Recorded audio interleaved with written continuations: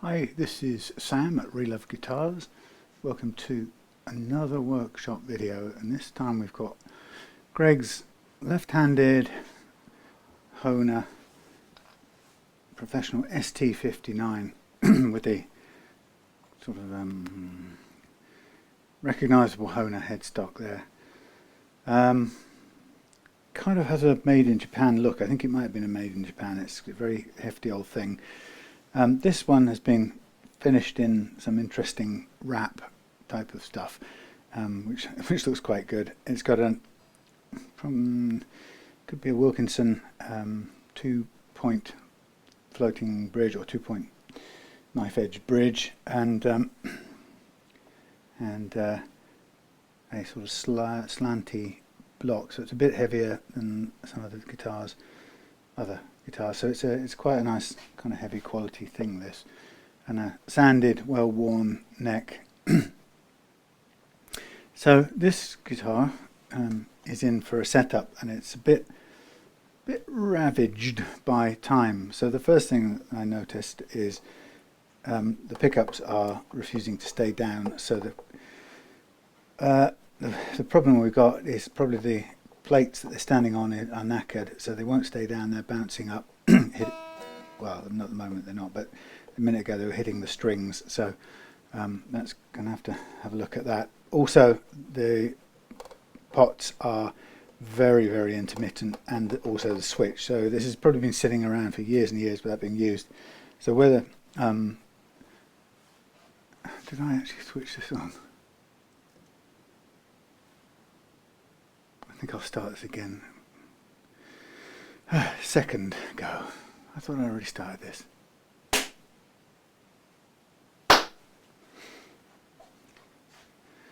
Welcome to the restart of this video, having begun without actually having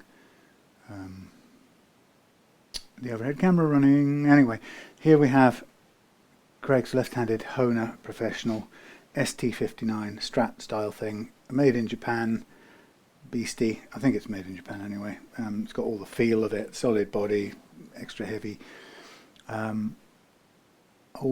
nice old thing. I like these Hohners, they got a nice feel to them, and got the plate on the back there. It doesn't say made in Japan, but I kind of had a feeling it was, but I could be wrong. And it used to be blue. So in there we've got the slightly heavier than cheap zinc alloy block. It's not a bad one. It's been covered in a wrap at some point, which looks quite cool in its own rock and roll way. So immediately there's a few things that I've noticed about this guitar. I've strung it up with some sacrificial strings. It didn't have any on when it came. And the first thing I noticed is that all the pickup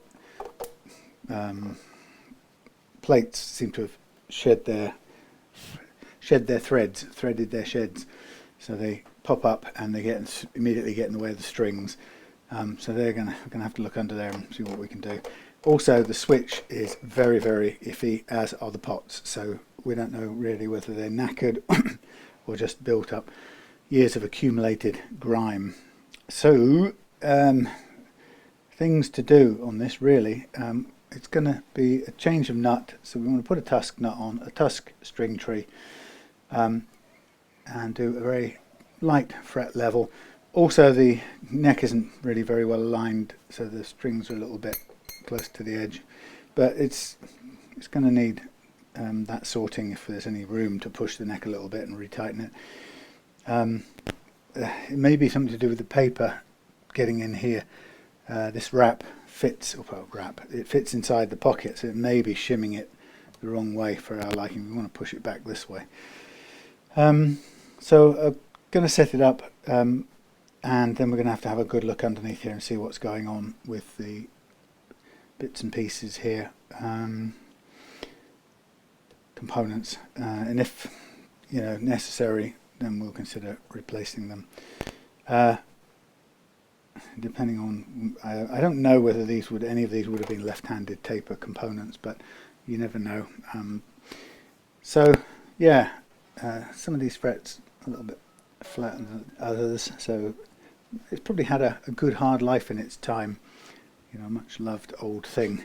So it's going to take a fair bit of strife to get it working, particularly around these plates. If these are broken, then the only way you can do it is to, if they're metal plates, we might be able to solder on some nuts on the other side. And but if, you know, the problem you get is as soon as the metal is stripped, then nothing will bite into it. And it looks like these have been fitted with over large things in the past, so they're all over the place. But it's kind of unplayable from that perspective right now. So I'm going to try and avoid zooming out too far on this, because yesterday I seemed to be getting all kinds of unwanted lighting effects, which seemed really odd. But this came without a tremolo arm, but I found a nice fitting tremolo arm for this, so we'll be able to set that up floating at the end, but that's really down the line. Now, the problem I've got is that it's very difficult to set playing action and stuff when these things are pushing against the, or tune it up even, when these are sort of falling forward and hitting the strings. And the problem is I can't really tape them down because all of this tin foil is going to come off the scratch plate as well. So that's not very easy. So what I want to really do is I want to set an action, a playing action. So I'm going to try and do that, notwithstanding these bits getting in the way. So I'm going to go for my target action as usual. So I've started with the tremolo decked. Now the thing about decking the tremolo is that when you put it into float mode, from this position, this is going to raise up quite a bit to float. It's difficult to say how much in this case. It doesn't start from flush with the actually we could get a little wedge under there, make it flush. That might be the best idea. Maybe I'll do that. It doesn't start flush with a 6-screw tremolo. The plate begins all flush on the deck, but this one is a little bit different because due to the position of the 2-point fixing switches, it's starting higher up. So let's see if we've got something that's going to make it a perfectly horizontal start point. That's not actually bad to begin with. Let's see if we've got something else that's a bit stronger than that.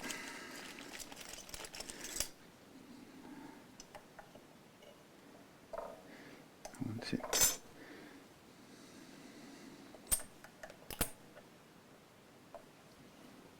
No, tipping back.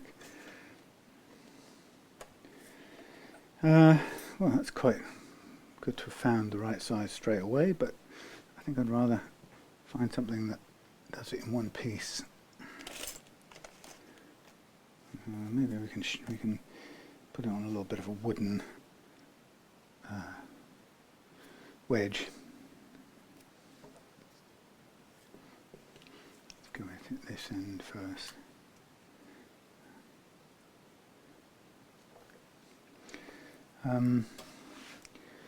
So this is the sort of start position, horizontal, bearing in mind that the cinch pivot, or the pivot point of these posts, is higher off the deck. So I want it horizontal. So that will do. Okay, and I'll set my basic action off that. I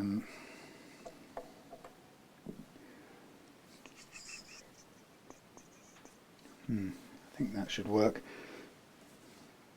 So, see, look, can't get it to play in tune.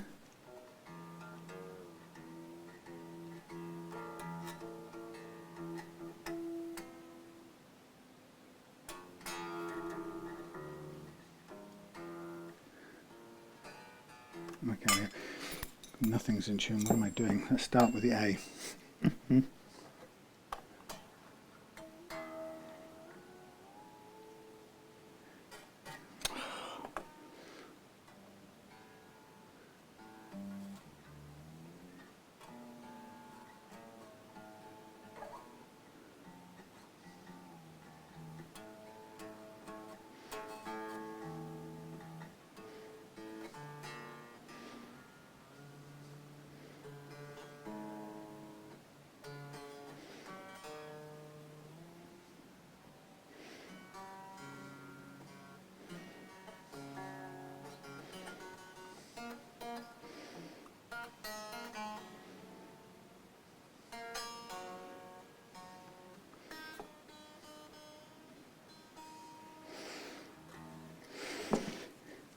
So let's put this down to a good target action.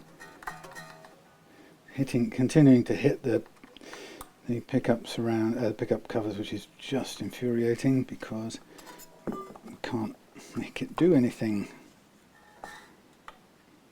It's actually giving a false reading onto the height of the action as well, and I don't have enough hands to counter it.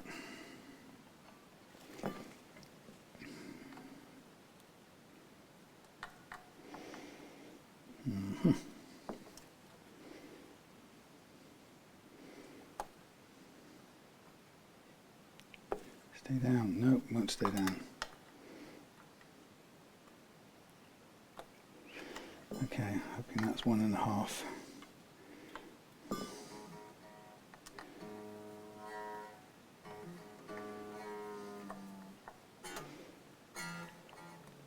So old guitar is all he can afford. No, an old guitar like this.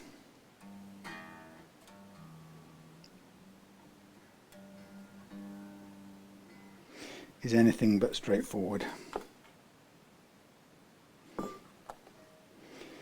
Say, if that pops up, then it gets in the way of the string and it's not giving me an honest reading.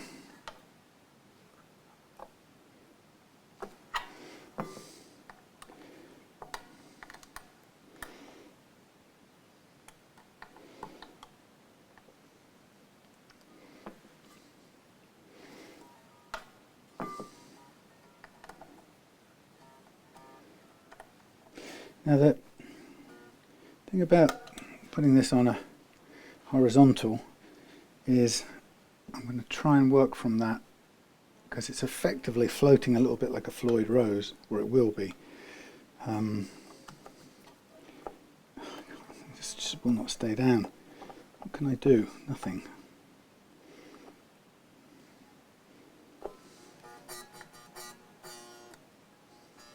Yeah, so it's kind of standing up a bit like a Floyd Rose, in that if you were to pull backwards, it would go downwards this way because it's standing tall. Seized up grub screws here. I'm just at this point I'm doing this mostly by eye now, because that stupid pickup is so far in the way. I can't easily do this without a lot of faff. So I'm kind of doing a visual setup. Okay. That's an approximation. Now I've got to go through the joy of trying to tune it again. So that's quite high on here.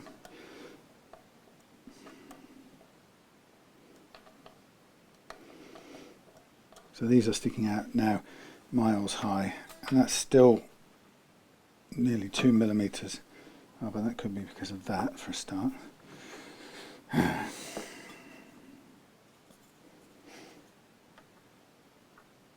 a little high still. So that leaves us with the grub screws miles high on these. The only way to change that would be to shim the neck if we didn't like the grub screws being that high, or we can replace them with smaller grub screws. I've got very short black grub screws, but they are quite minimal. Right, I'm going to call that there for the time being, because it's a bit too long-winded otherwise, with this pickup getting in the way.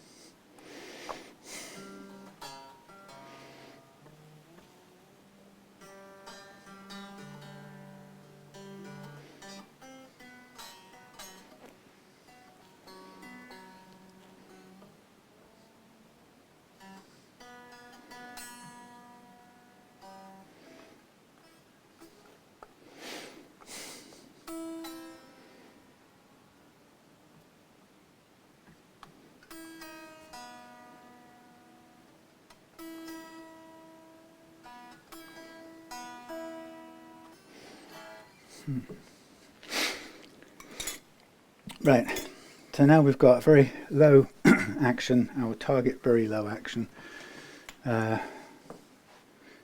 with a set of 9 gauge strings on. Let's just check the bridge is horizontal to the deck, and let's just get on and mark up the frets and get going with a level.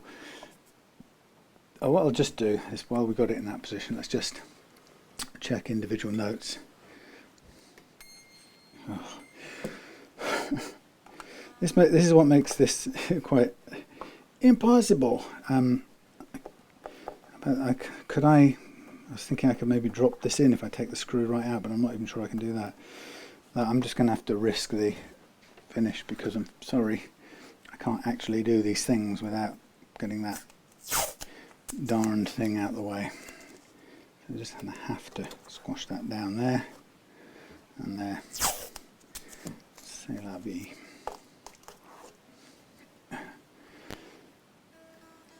Right, what was I looking for? Oh yes, notes.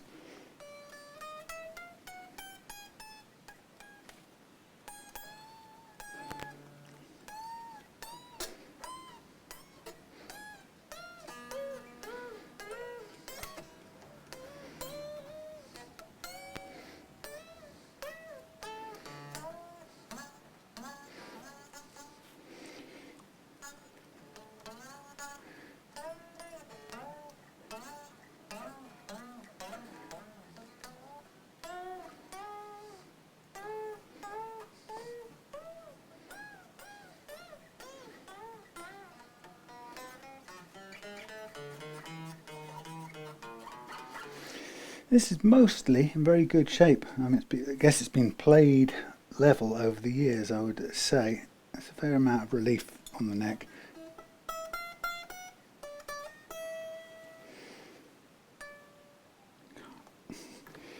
Literally cannot get these pickups out of the way of the strings.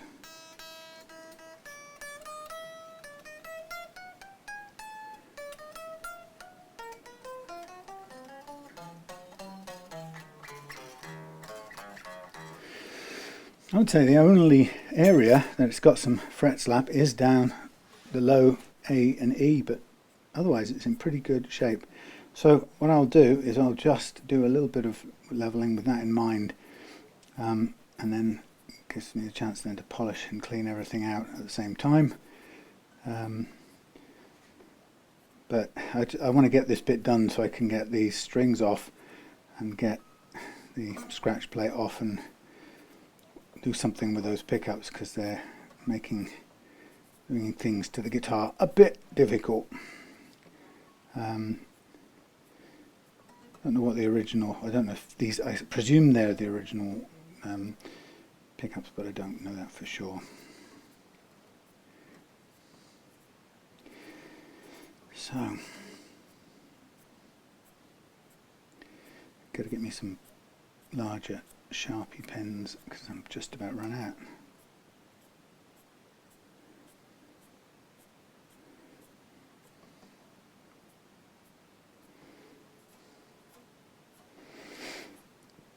Anyway, so today I treated the missus and me. For a long time I've wanted to have at home a digital piano. I used to have one years ago in my days of keyboards and synths and all that sort of stuff, and that was, I suppose, back in the, I don't know, the bad old days. I could tell you the long drawn out keyboard stories. Should we go the synthesizer era? Should we talk about that? Shall I talk at you about that? That's what I meant. So once upon a time, let's get a mirror in there. Okay, we can see everything.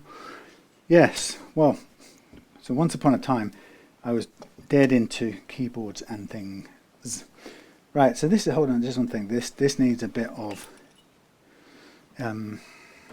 flattening out, I think. It's a little bit on the rounded side, so let's flatten it. Yeah, I was very much into keyboards. I don't really know when it started. I don't quite know how it started even, but I mean, I played guitar when I was a kid, youngster, teenager, and then somewhere along the line I got to like keyboards, and I think we had one. My sister was a young kid, and I was about, I don't know, 20 or whatever, and living at home still, and so we had one in the family sort of thing, and I think we all used to like making noise, and it was one of those Yamaha PSS thingies with the sort of black, blue and orange buttons. I think anyone who had one, they had a little rack of sliders as well on them. Actually, lots of sliders.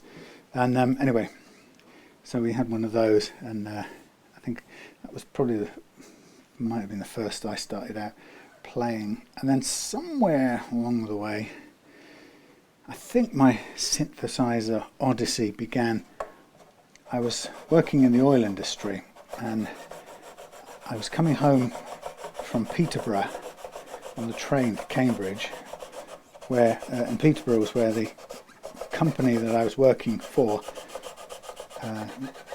was based, and it was I suppose in those days it was called an inspection company. So it used to work for, or it used to go out on oil pipeline projects and inspect the pipelines or the pipe production and so on and so forth. And there was companies making the pipes, and then there were landlubbers like me going out and being a pain in the client's backside, just making sure that the steel was of the right quality and the pipes were manufactured to the right specification. And of course, like in all good old-fashioned industrial businesses, the manufacturer was always trying to pull the wool over your eyes and sneak defects through, and our job was to catch them out and stop them. Anyway, so that was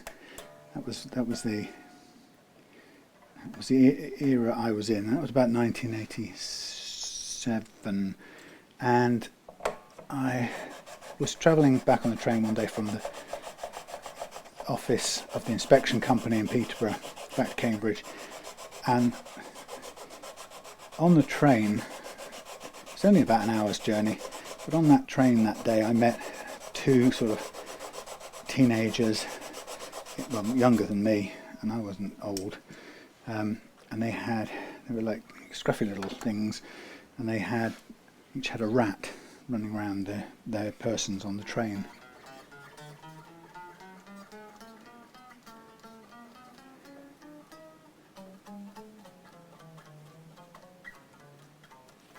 And anyway, they had this thing in a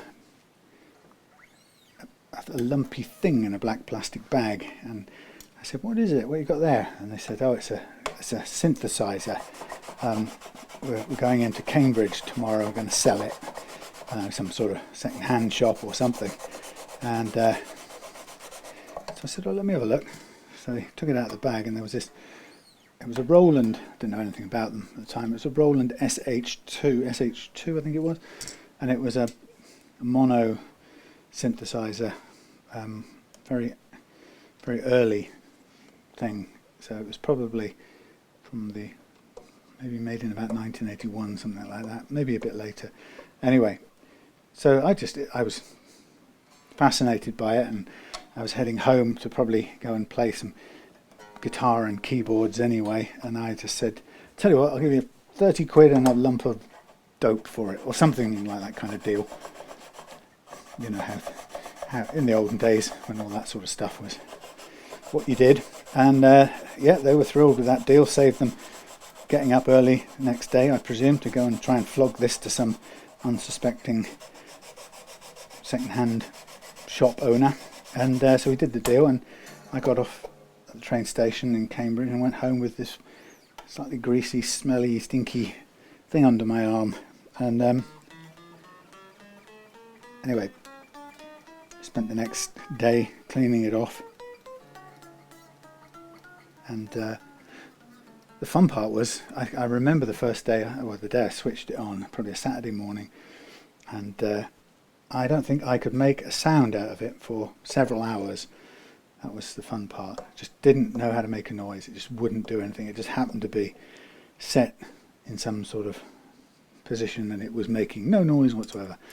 And it took me forever to accidentally stumble on how you made a sound, or how to get a sound out of it. And then I think I must have accidentally sort of turned up one of the waveform generators, and next thing you know, that some sort of, I don't know, a sine wave was going through the filters and the amplifiers and whatnot. And yeah, so I sort of got into trying to make sounds out of that. And I used to, I think I was starting to listen to Tangerine Dream at about that time, and was kind of interested in the sort of sounds they were making. And I think I'd heard Jean-Michel Jarre sometime before that. Really liked the Oxygen album. Probably heard that a couple of years before. And even though that was made in the 70s, I'd only heard it afterwards.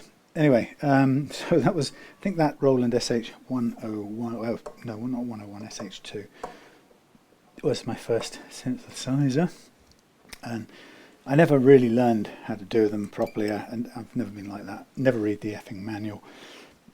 So I just kind of made noises with it, and learned by accident how bits of it worked, to the point where I could remember how to dial in certain sounds that I really liked, but I didn't know why it was making those noises. But anyway, didn't really matter.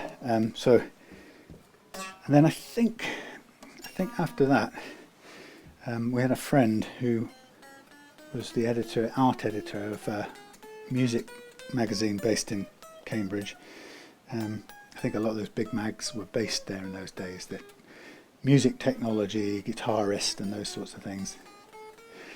And so I think he was kind of into the technology, the new technologies coming through, and so I think if I remember, he brought a couple of things on loan. So he brought around from the office, because they would get them to review, and then he'd bring them around and I'd play with them. So I remember having a few really kind of complicated drum machines turn up, and I started to play with those and never found those intuitive or easy to use at all, but had some of the very early ones, and then from there it sort of, I think I got a loan of a Yamaha DX7, I think it was, and a couple of Junos and Jupiters and things like that. And I remember at the time, I really didn't like the DX7. I thought it was a really dry sounding instrument. I mean, it was top of its range for a while, but I don't know. I guess it didn't give me the sounds, the sort of spacey sounds I was hoping for, to being a Tangerine Dream fan.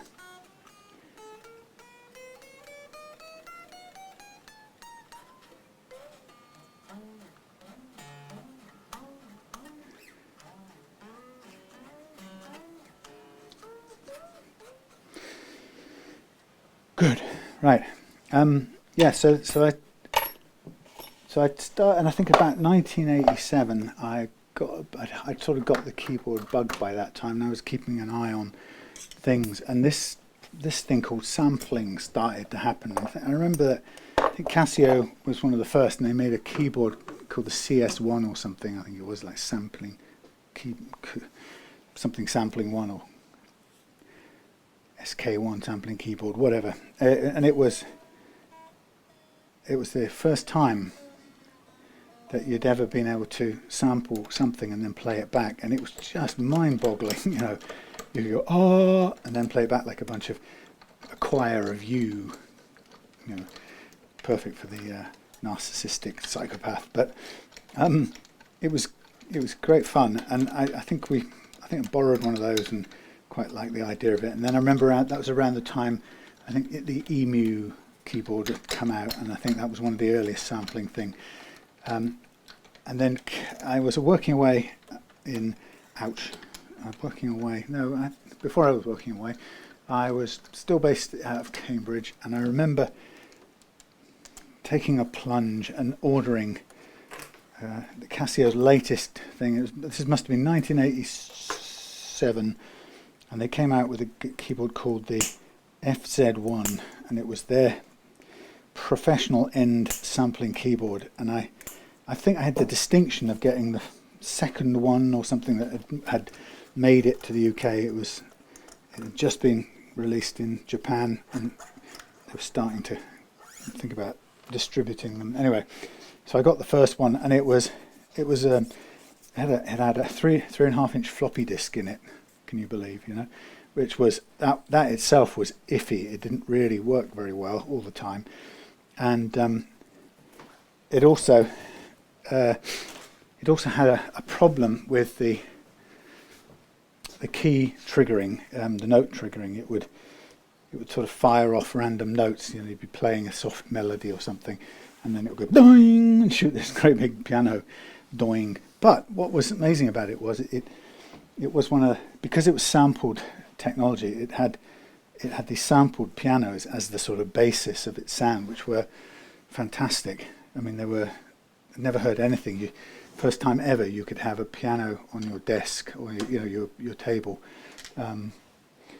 So that was incredible. I loved it just for the piano.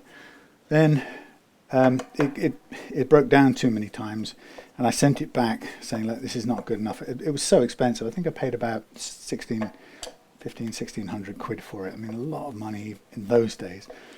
And I think there came a time where they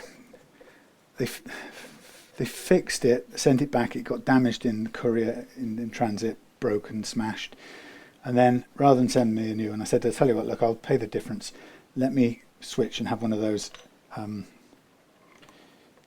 Roland D50s, they were called, and they were the next big thing to come out. Ew.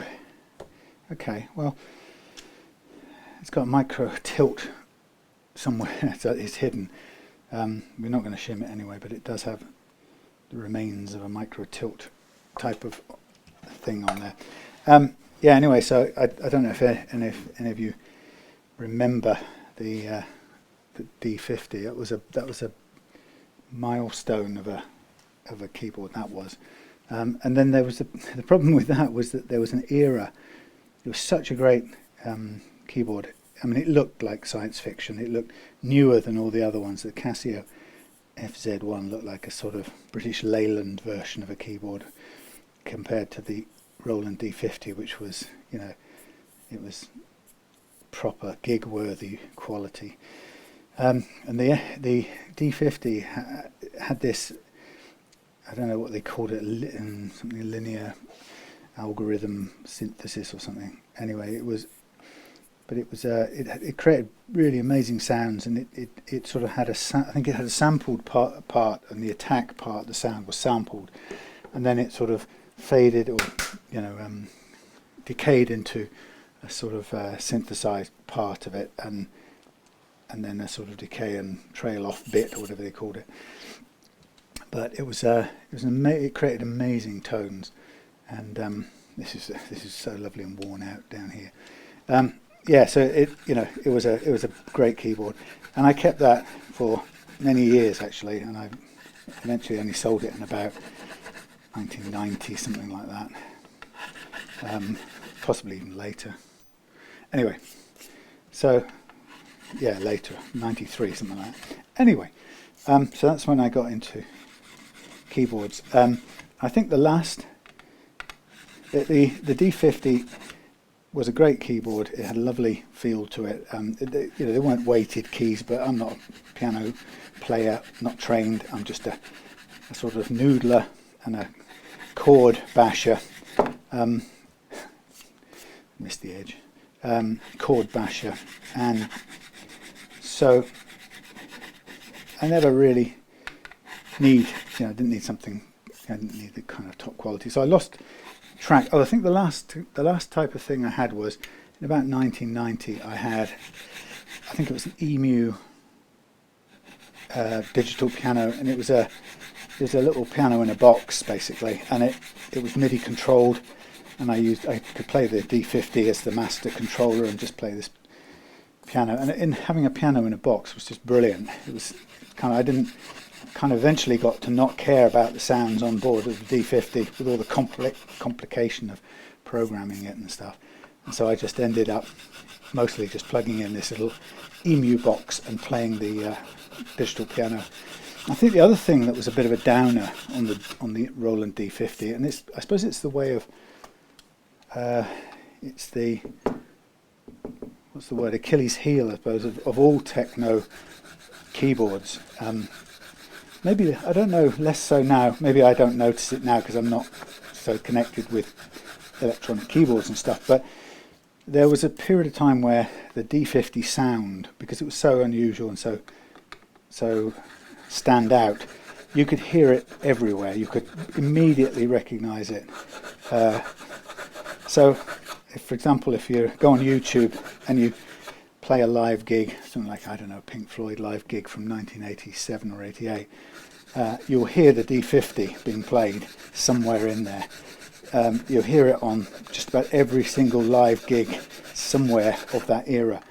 And there are certain few tones that everybody seemed to use, particularly sort of breathy pipe type ones with a fluty, woody attack sound, and it got really annoying to hear it. I think an example of it is I think it's the beginning of Bad Love by Eric Clapton. Now I wouldn't have been able to tell you what the date on that was, because I can't even sort of fit it into Eric Clapton's catalogue in my mind, but I can tell you, I'll bet you that was 1987 or 1988. Purely, I could be wrong, but I would say I'd take a stab at that because of the sound at the beginning being the D50. And so what happened is people just sort of used, I think, yeah, this is what happened. The D50 was so fiendishly hard to program, as are any synthesizers really. Synthesizers to get good sounds out, new sounds out of the synth is like akin to somebody who's, capable of coding or doing, top level electronics when you're capable of wiring up a 1950s design Strat, and there are other people out there making their own processors and supercomputers. So the D50 programmer was just massively complicated. They had a separate unit. You could do it all on board, one parameter at a time. But there was a separate unit you bought called the PG1000, which I bought with not the faintest hope of ever doing it justice or really even getting to grips with it. In fact, I never learned how to use it. I just grabbed handfuls of things and kind of distorted and ruined original sounds, and occasionally came up with something interesting purely by accident. But there was no way. It was far too complicated, and for somebody with no understanding of how it worked. Anyway, so I think what happened was, because it was like all synths, it's so difficult to creatively program new patches. I think what happens is everybody just defaults to the standards, and then you get this sort of ear tiredness, of hearing the same kind of patches come through, and you could go, oh yes, it's breathy Schiffer number, patch number 63 or something, and you in those days I'd be able to tell you the numbers I was hearing. I could tell you what patch number it was from hearing it on a song on the radio, which is pretty lousy it's not bad in a sense, because it's not quite the same as saying, oh look, I can hear the Strat on that album or on that track, and nobody worries about that. But there's something about a keyboard patch.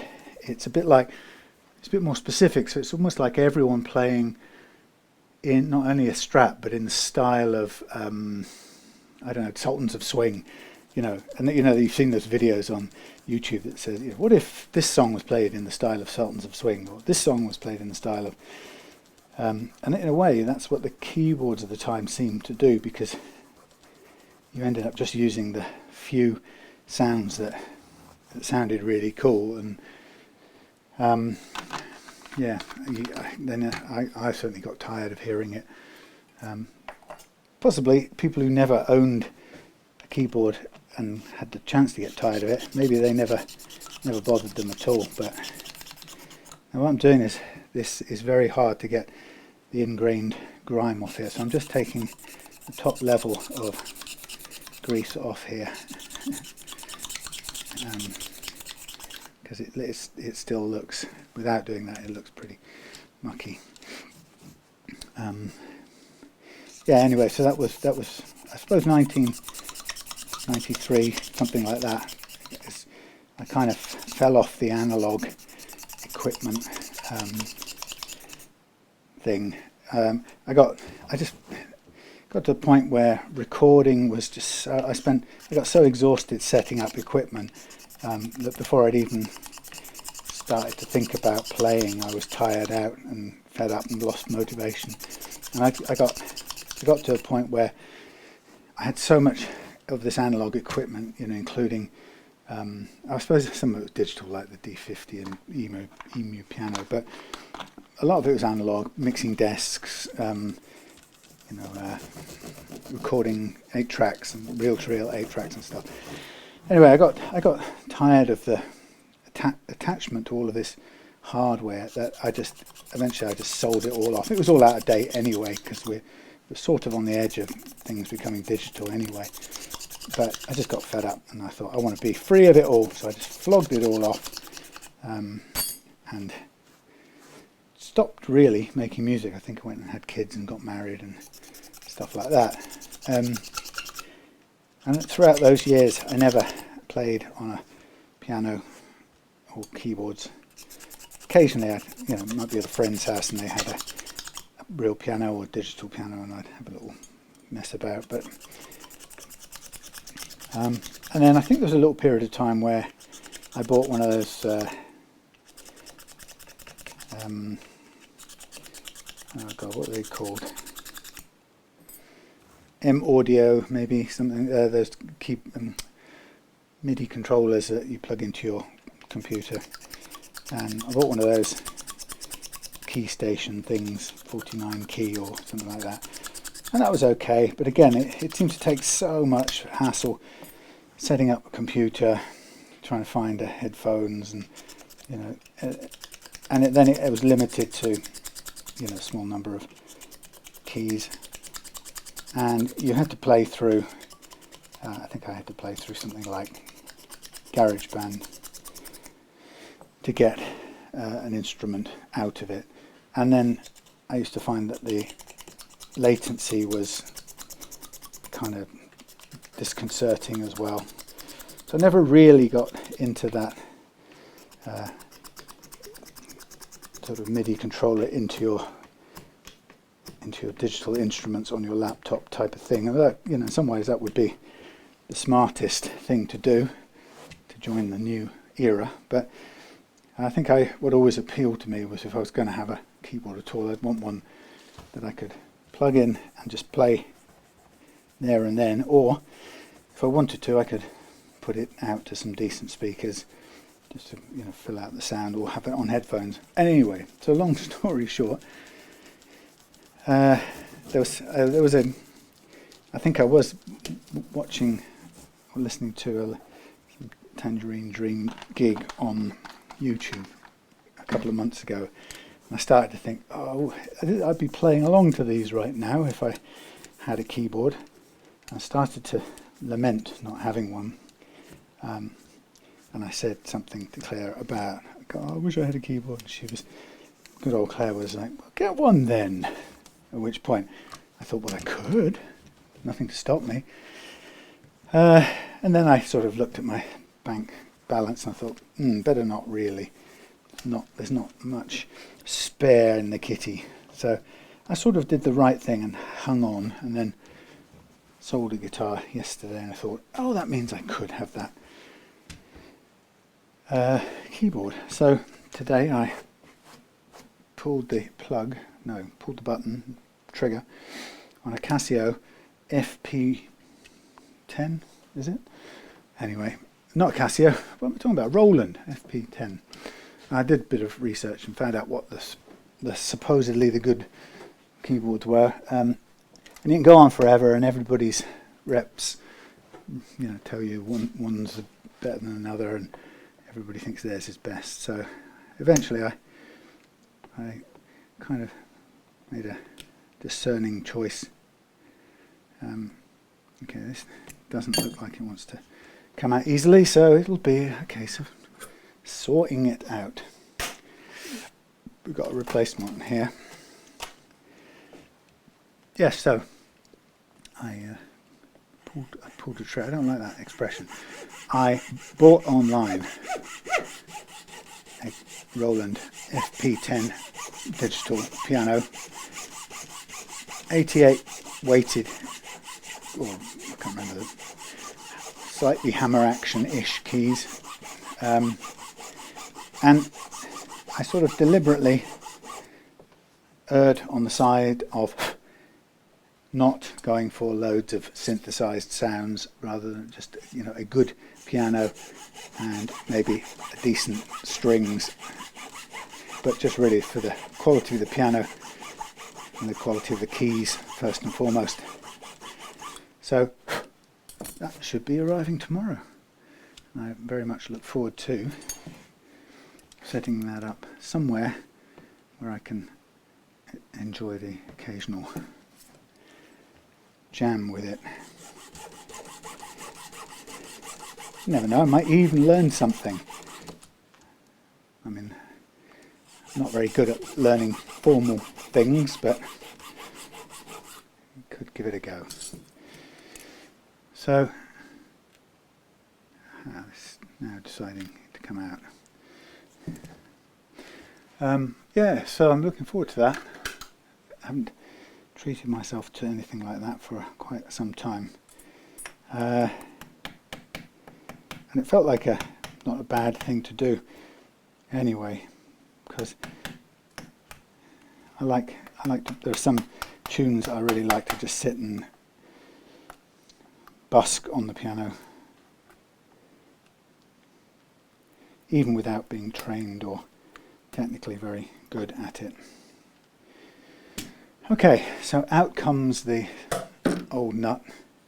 The most important thing at this point is to clear the slot as much as possible, and this is a bit on the mucky side, I can tell. So the decision I got to make on here is we're always limited for left-handed nuts, as any left-handers will know.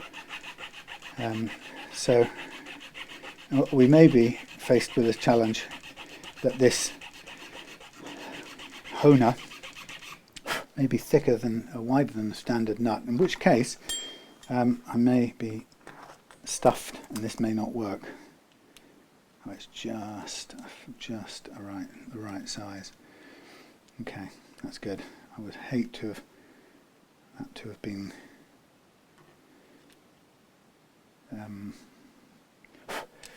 I'd hate to have had to cut a tiny little thin nut out of a whole tusk dummy. Mind you, I've got another left-handed tusk nut, but that's a sort of Les Paul one. You can convert one of those if you're desperate, because you only need a piece of tusk that you can fashion the correct nut out of. I'm just going to have a look down here. Let's see.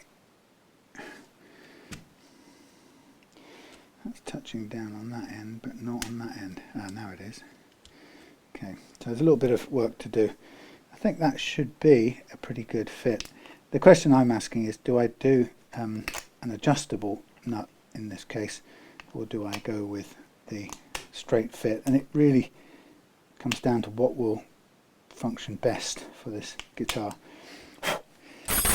As always, I prefer to fit the nut in like this and not have to do any cutting of the slots, because it's much nicer to have smooth factory made slots instead of filed ones. The truth is, you can get perfectly good performance out of a filed tusk nut, but I like to, if I can, I like to keep the factory slots as is. So let me show you a close-up of this thing here. So there we have it. This one is a curved bass, but it's made with a little foot. Now if I want to use this as an adjustable, then that little foot in the middle doesn't really come into it. It will still lift up and down on the basically on the little grub screws that we'd use, and it's only a tiny amount. So I'd want to start with this sitting low enough for the strings to be touching, and then we use the two grub screws to do the height adjustment, and that means that then it plays with the factory condition nut slots as the Lord of Nuts intended. Anyway, so yeah, I'm going to be a keyboard owner as of tomorrow. And I thought, yeah, go on, because I know that Claire once played the piano too, years ago, and I think she will enjoy it as well. So, something we can both enjoy. Now I'm going to take a little bit of this height down here, because we don't need all of this height. I've checked it with a line up already, and it's a little bit too tall for what we need. When I use an adjustable nut, I want to start with the strings at default. I want them to sit on the first fret. So I'm bringing this down to flattening it out a little bit. It might end up being flat bottomed completely. We'll just squeeze it in, and then I check across and see, right, that would be pretty good. That would be almost, I think that would be starting with the strings on the first fret. In fact, a little higher on the bass end. So, let's have a look at that. Take a bit more off there. No, not the bass end, the treble end on a left-handed guitar.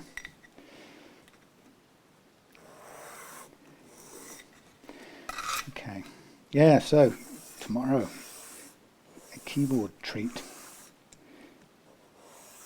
I'm getting a sustain pedal with it.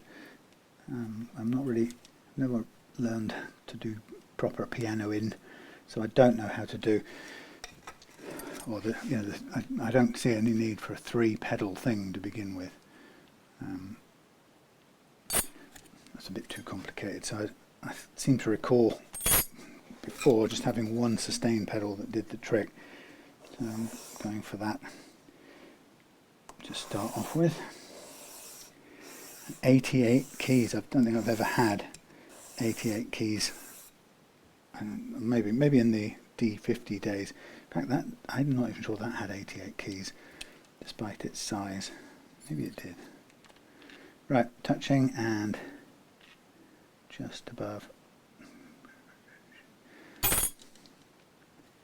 So the thing about doing this is when you get ready for doing the drilling, and the word I'm looking for is drilling and threading to make this into an adjustable nut. You need it to be at the right size to begin with, short enough or ground down enough. So I want to be sure that before I start making any holes for the grub screws, I want to be absolutely certain that this nut, if I were to string it up now, that the strings would be sitting, touching the first fret, which is why I'm doing this little check here. And I want to see actually this blade touching both.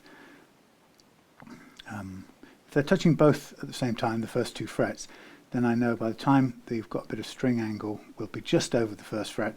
We've still got a little room to come upwards. If there's a gap, if it touches on the second fret but not the first, I still need to come down a little tiny bit. So I'm going to continue to bring it down just a fraction.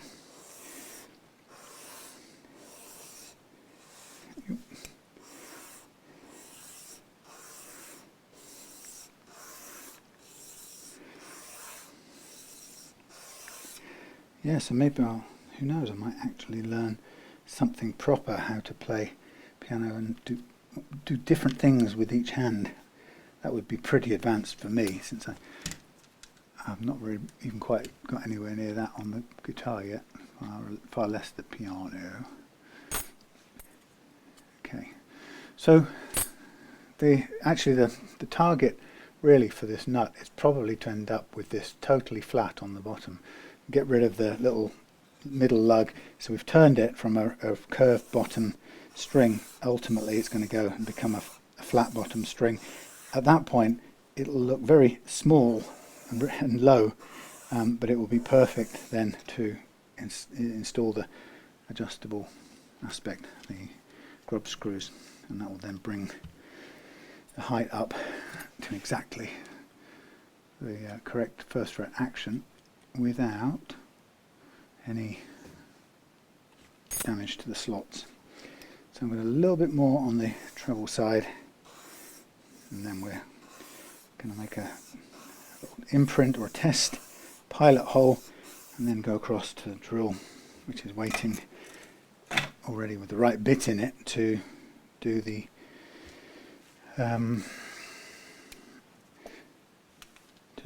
drill through. So this is quite a little bit difficult to do in on the black tusk. Can't quite see where the marker is. And this bit is slightly unscientific. Let's get a flat surface a minute, because what I've got to do is I've got to start a hole slightly off center or off the vertical, which, because the top of the nut is on a slope, I need to make an impression and then start drilling. Now this problem, excuse me, some dust. Problem with this is it dries up and I can't see the mark anymore. So what I tend to do is I find my start point here, and I start at an angle, and then I raise up and go down a little bit, and that makes the start mark. Come forward a little bit, please.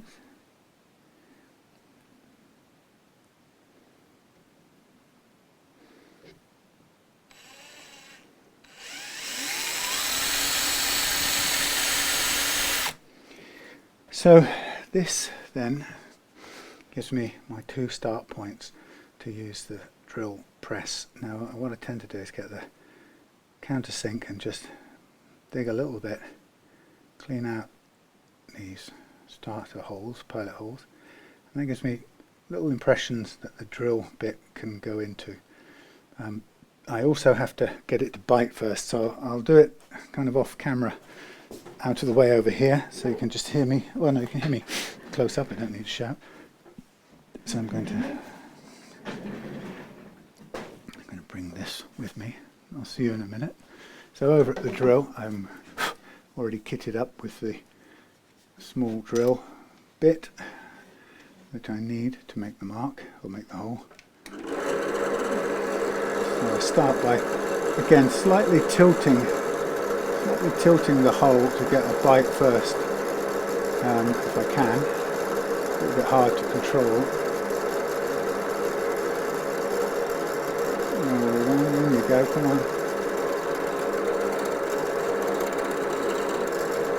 And then a little bit, then stop, pull back, and let the piece move so that the drill bit then goes down vertically through the piece.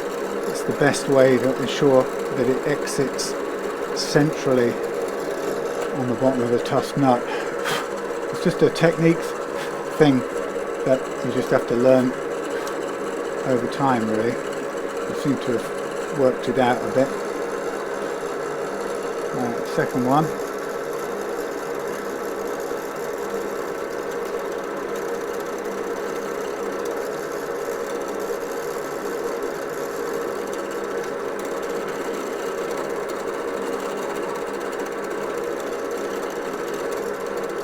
Come on, back out.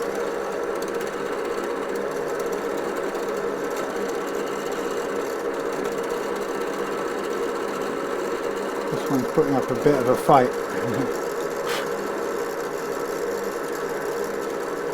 Come on, down we go.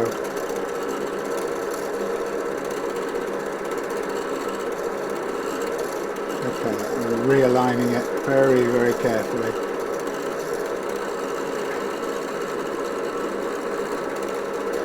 Okay, yeah, it's not bad. Actually, it's come out perfectly on the underside. So I'm going to get me little tap and die, and then I need my adjustable things, and I need a clipper things. So to make, that's the wrong one. To make an adjustable nut, I use 2 very small grub screws and a little tiny hex key to go with it. And these are slightly long, these grub screws, but that's not bad. I start off with them long and I cut them down as I go. So first thing I do is I'm now going to take the thing with the hole drilled through. Interestingly, bone won't tolerate this. If you try and drill and tap a bone nut of this sort of size, it will break, or usually it will split. But tusk is just the right material to do it. It allows you to do it without breaking. So just tapping this thread through, and then we'll end up locating it in the slot, but we'll make a couple of very small dents perfectly positioned to hold it from moving side to side, and that will keep it in place. So the first one is tapped. I'm starting the tapping bit from the flat square underside rather than trying to do it on the curved bit, so it gives me a better chance. The thread doesn't really care which side it starts from, but this gives me a better chance of getting a clean bite into it. There we go. So this is what used to be. It's a precise little business doing this, but the reason I don't mind doing it, and I charge, I suppose I factor in a little bit of time and skill and 12 something pounds for this nut to begin with. But the reason I would do it, even if I wasn't, wasn't making the money back, is because it saves me time and risk when it comes to putting on, getting nuts to the perfect first fret action. This way we can adjust it, and if it settles a bit over time, we can adjust it again by using the little grub screws. Now at this point, what I do is I put the nut back in where it's going to sit. In this case, I already know it's going to sit half and half. So I line it up beautifully flush, and I'm going to get a little hammer. If I can remember where I put it. And at this point, what I do is I hold the nut perfectly in place, and I tap down on either end on these little sharp points. And that gives me 2 little marks on the fingerboard, or on the rosewood. And then what I do is, next thing I'll do is I'll push these through most of the way, because there's a lot of spare material that I don't want to keep. I don't want tons sticking out here, but I need a little bit for adjustment. So having pushed it some of the way through, I'm now going to crop these off, or trim them. But they're never intended to come out again, so I don't need to worry whether this end is going to mess up the thread. It won't if I sand it properly now. So I'm going to now sand it just to make it flush with the plastic, get rid of any burrs. More to the point, I want a flat foot on here, because I want the flat foot to have the maximum surface area to spread the load. So there we have kind of flat feet flush to the level of the plastic. Then we get a couple of screwdrivers, bits, and we go first small one into the first mark and do a little bit of gentle finger drilling. Now what I'm doing is just slightly widening that mark, and then to the other one. This is actually very compact and hard wood anyway, so that doesn't do much. And then we get the next one, and again the purpose is to just start to dig a little footing now. It's like a countersink really. It's a game of guessing and judgment. Then when I've got it a little bit drilled, I'll lower the feet a tiny bit for now, and the idea of that is that now I'm going to drop this back in and just check the sideways movement. See that? Those little dents have stopped it moving sideways. Now this is probably going to be further out than I really want it, so I'm going to dial them back out, and we want to start with we want to start on the deck. So we want to raise as little as possible to get it working, but we're conscious that we want to raise it a bit. Now I'm just going to make sure before I put this nut in finally, I'm just going to take these corners and trim them out a little bit because they looked a little bit rounded.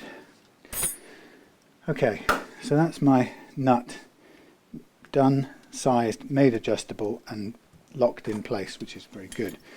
So what have we got? We've got the fingerboard cleaned, frets leveled. We're going to need to polish, sand and polish these out. We'll put this off to one side because the next fun thing we've got. Whoop, how do things jump up and spin in your hands like that? Next thing we've got to do is take all of this off. So first of all, let's get the frog tape off with, hopefully without any damage.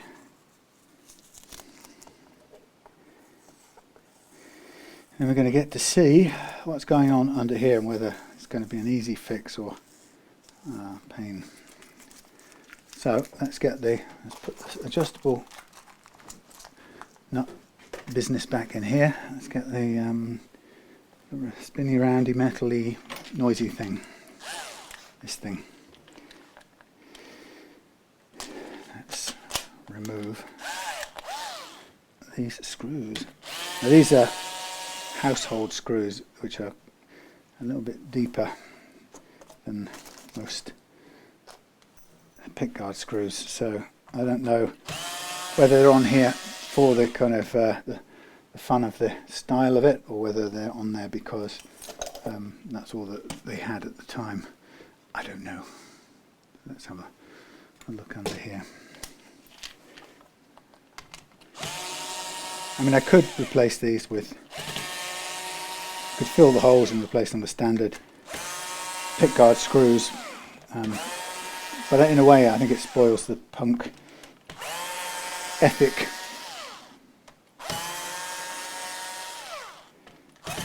Motif, I should say, it's a better word.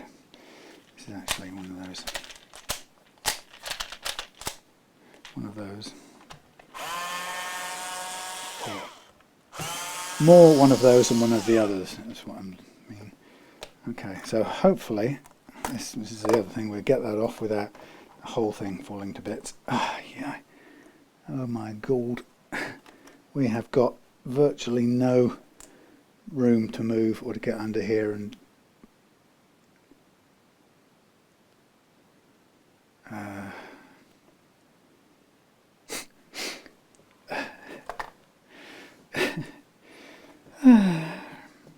right, I can't really do anything with this having so little reach. That's the first thing, so we're going to have to get in here. We're going to have to accept defeat and cut some things. So first of all, oh, you're quite a long one. Still want to come off. Right, let's have that off there. And then what we've got is this tiny thin ground wire to the bridge that we're going to cut and take care of that separately. Right. So here's one of the reasons why these pickups aren't working the way they should. Can anyone spot anything and tell me why? I looked at this and I thought, what is going on? All the springs are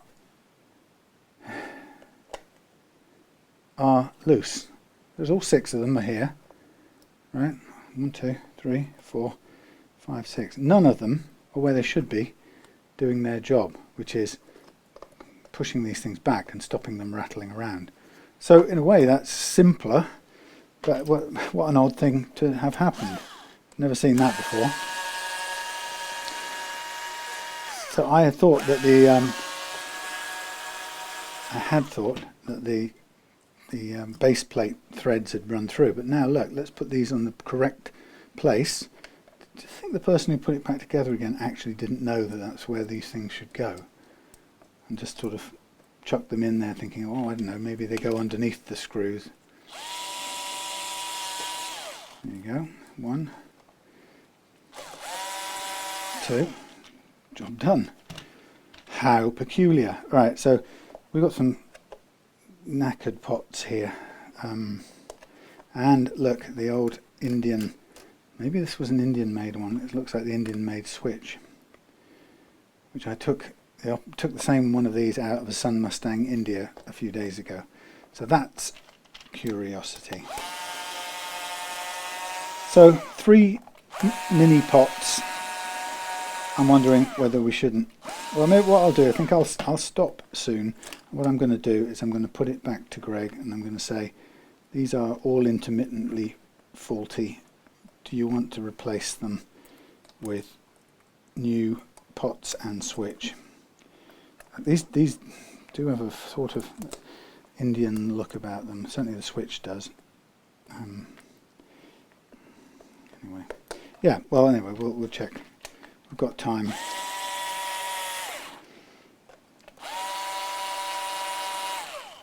That's just so odd that anyone would.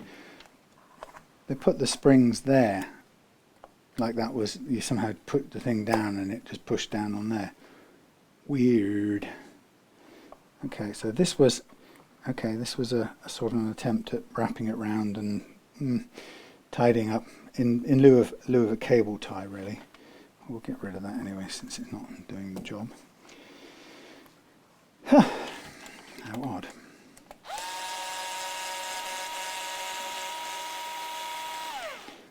Yeah, I think what I'll do tonight, off camera, is I will sort out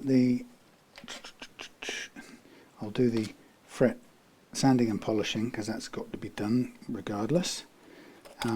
Oops, falling apart. And then I'll send an email to Greg and see. And I'll also check my supplies to make sure I've got 3 pots. Now in the Indian guitars, these were 500k. I think they are here, you know. Yeah, they are. B5. They've got B500k for the volume here, and a B500k for the tone, and a B500. So it's practically the same wiring, almost identical wiring and parts, apart from the pickups are slightly different, but very, very similar to the Indian Sun Mustang. I'd love to know. I'm hoping to have a chat or a conversation with Dennis Drum from John Hornby Skews at some point to find out as much as they can about the true history of these guitars, of the Indian production. But of course he will only know from the point of view of JHS's involvement, which won't cover the Sun Mustangs, because that was a Fender Musical Instruments Corporation licensed carry on. Anyway, so what we've got here, as you can see, is a large, thick, full thickness body. There's some blue paint on there. I don't even know if that was an original colour. I can't really see it as an original colour. Anyway, it's all good and solid. What I'll also do is I'm going to ask Greg whether he wants me to shield this as well while we're at it, and then we can go from there. But I think, yeah, off camera just now I'll do the neck, and I'll leave this hanging here for answers tomorrow. So I'll tape off the neck now and get going, and that'll be it for tonight. And what we'll do is put the nut to one side, since that's now done and dusted. This has got the great old corrosion that you get with a well played old neck. Sweat pits. It's like a scary science fiction place. The sweat pits of doom. Anyway. Yeah, so really that's going to be it. New pots maybe, new switch maybe.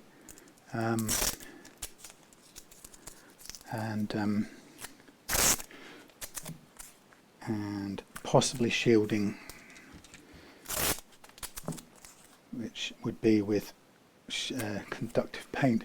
I must go into town and get some aluminium foil, which I was just amazed to find that the aluminium foil that my friend at the local market hardware store, Paul, supplies, is bizarrely conductive even on the glue. So never really expected that, because I thought that was going to be some quite bespoke electrical guitar making application, but no, it seems there's continuity across all the strips of aluminium foil off a bog standard roll of stuff. So I better pop into town and get some more of that before I run out, because I can do this with black stuff, but as you can see, this isn't really shielded. It could do with being covered a whole lot to shield it properly. So it wasn't done for shielding. It was done as a cosmetic thing, as you can tell from the front. Anyway, so thank you for watching this first stage. You over there, up there and around there. I hope I haven't managed, or this time I hope I don't manage to lose the audio like I did last time. Sorry about that. I've got to get a bit smarter at promoting things, because I'm useless at doing that, partly because it usually involves planning and editing, which is two things I don't do very well. So anyway, I thought I would mention, if you're interested in learning how to do this setup that I do, or the basic setup that I do, or the full setup that I do, I should say, including the precision fret leveling with the neck fully loaded and strung, using the remarkable banana leveling beam which you saw me use. So if you're interested in doing that, my ebook 5 Steps to Guitar Setup Heaven will show you how to make your own banana tool and how to use it, more importantly. And I'm thinking I might need to even kind of do another kind of update, quick mini quick ebook or addendum, to sort of bring up to date what I've learned in the last few years of doing this technique this way. Everything in the ebook applies, and it shows you how to level frets and get a great low playing action. I think I've learned some more subtlety about using the tool particularly in the last couple of years, since after cumulative experiences of about 6 to 7 years of using it. So in the last couple of years, I've come to understand better about what the tool does and why it works so well. And obviously it's not, those learnings are not covered in the first ebook, because it only came with several years of day-to-day experience. Whoops, this is me trying to stretch tape instead of cutting it, because ultimately when you're masking off a fingerboard, you always end up somewhere along the line. You have to get some ready cut pieces off a board like this, and they've got to be thin enough that you can get between the closer together frets, like so. Anyway, so next this weekend, I'll be finishing off obviously this guitar. I will be packing two to go out. No, I don't want this. Two to go out. One is going to be, what is one? One is the blue parts caster, the Encore bodied Indian Encore parts caster that I made with the 3 P90s. I may package it this weekend, depending on whether the customer, he bought it and then they realised that they were having their kitchen remodeled and stuff, and the whole house would be in chaos, so delivery wasn't going to be convenient. So I'm holding on to it for a while, and I have to keep remembering that I've got to post it. I need to check it over and make sure it's all still perfectly well set up. So that should go out soon, and I've also sold my Ash Strat #1, which I made now. It's 2 years old now, but it's been sat hanging in the spare room. Actually no, it wasn't hanging, it was in the box in a case. And great thing is that I came to a deal with somebody on it, and I thought, well, it was under the original asking price, but after a couple of years I was happy for it to get a home and to get going. And what was amazing is I got down the case, took it out, and it was still in tune. And I think the last time I took it out of the case and checked it over and played it was at least 3 months ago. So quite amazing. It's just perfectly in tune. So that's going out on Monday, and then next week my wife is having her outpatients appointment,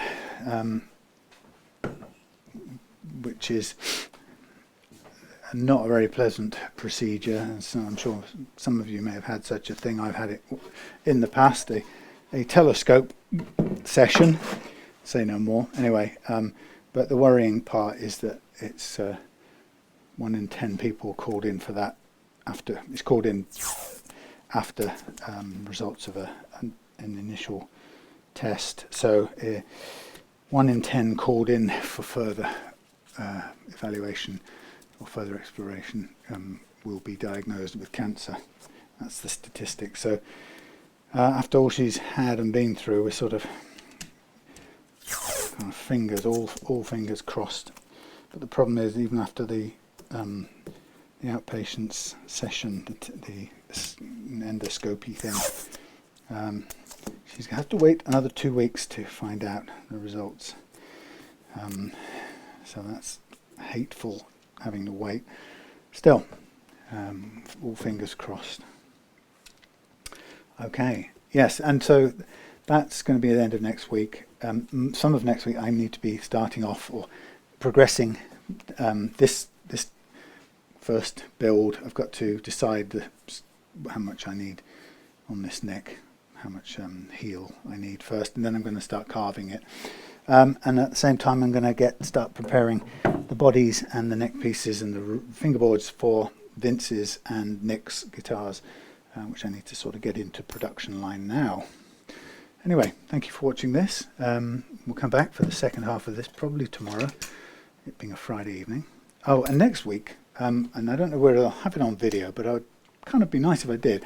Next week, a long-time customer is coming down. Ben's coming down from far away up country, and he's going to spend a couple of hours in the workshop doing sort of addressing some specific questions on builds he's got going, and I think also to do a bit of one-to-one teaching on the banana method.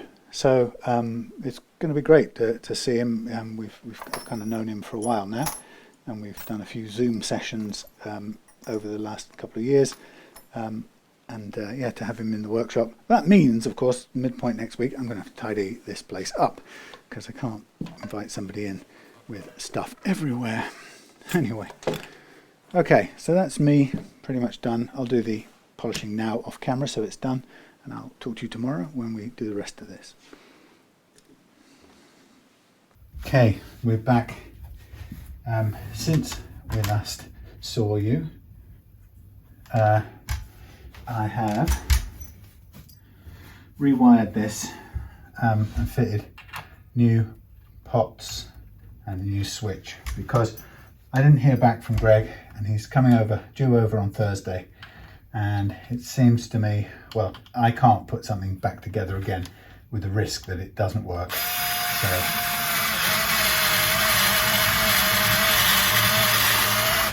So this is going, I thought, this has got to play the best it can. So I not only did I change the components and rewire it, I also shielded the cavities.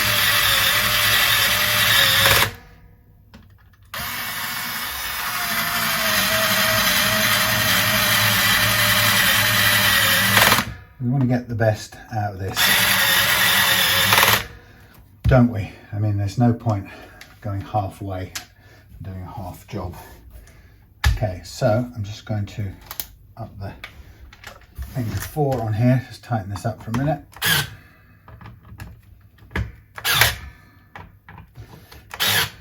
There we go. Right, so time to fit the new thing that's called a thing, that little thing down there.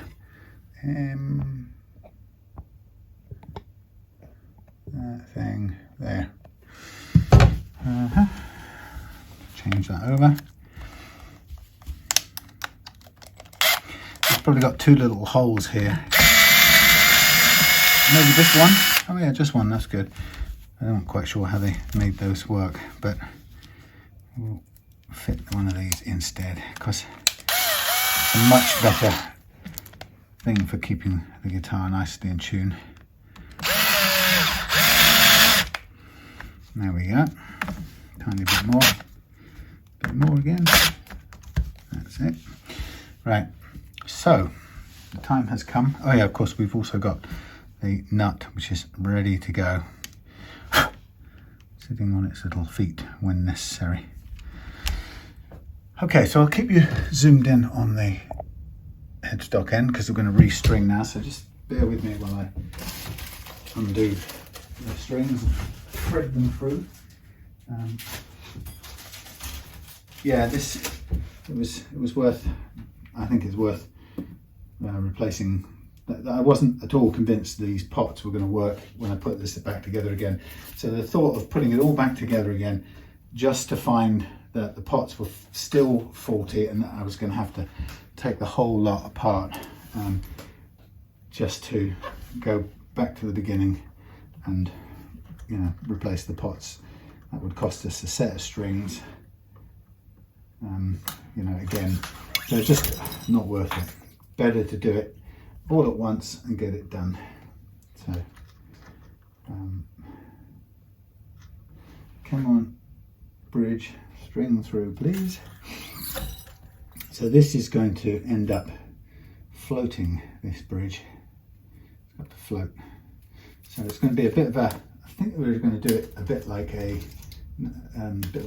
Floyd Rose, in that we're going to get it up to pitch as a sort of solid tail, and then we're going to let it go half and half. So it's a sort of tune it up and then remove the thing, the little wedge. And it's going to probably pull back only as far as it takes to go to the flatten out, which is, I should say, the slight difference to a 6 screw, which you tend to have to tell it how far up you want the tail to kick. With this one, because it's already starting up above the level of the neck, because of the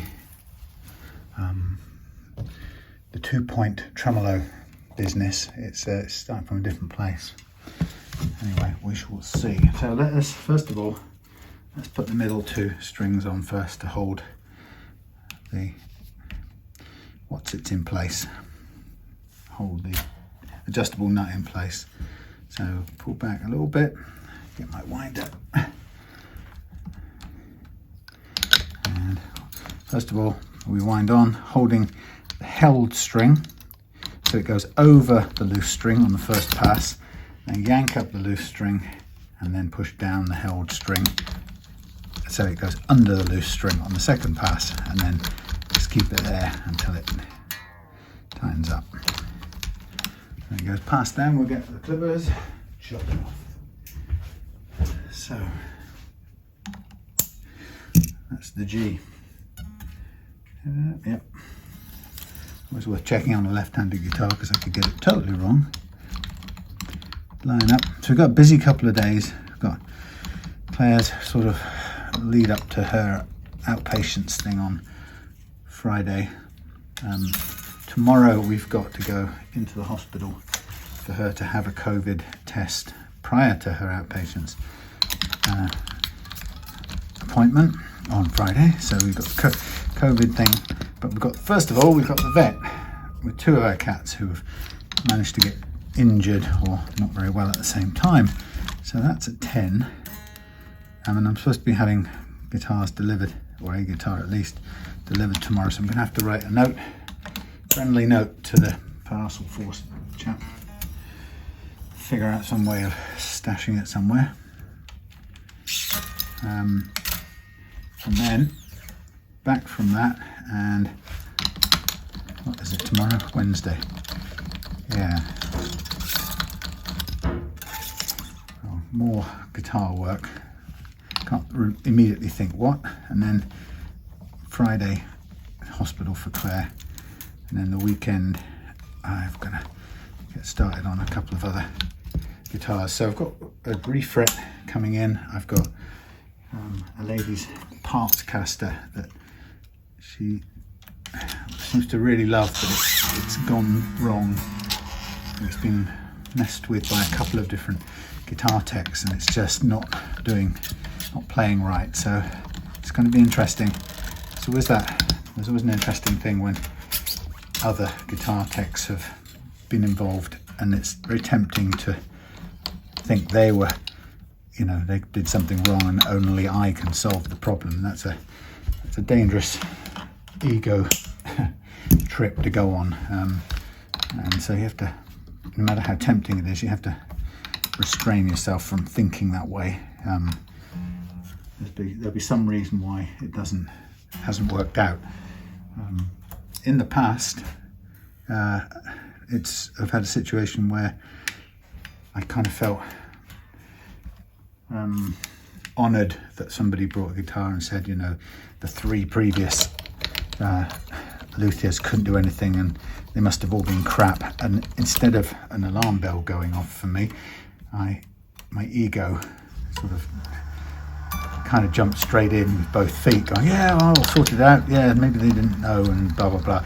And actually, in those cases, the little warning flag is sometimes that can be the warning flag of a customer who just cannot be satisfied. So, well, you get my point, that while it's easy to be sort of flattered when somebody tells you, oh, you're the one, I know that you're the one who's going to be able to solve this, and all the other cowboys couldn't do it. It's a very dangerous appeal to the ego, and I'm thankfully grown up enough these days to recognize that, and have to be a little bit careful, and I just have to rein in the ego part of it and just make sure that when I'm looking through, I'm really making sure I get to the core of what the problem is with this guitar. Now the thing about something like this lady's guitar is, I think the thing that keeps my feet on the ground, if you like, is the very fact that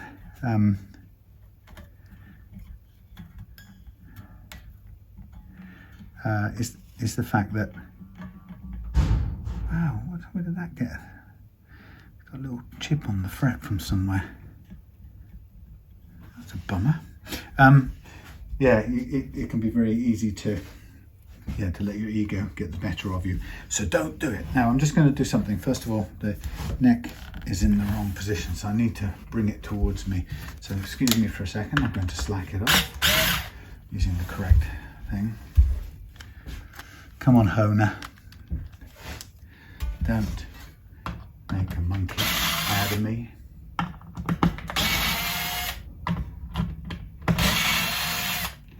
Now, I want to get this as central as possible. I'm going to push down on here. Let's see, a little bit of downward welly.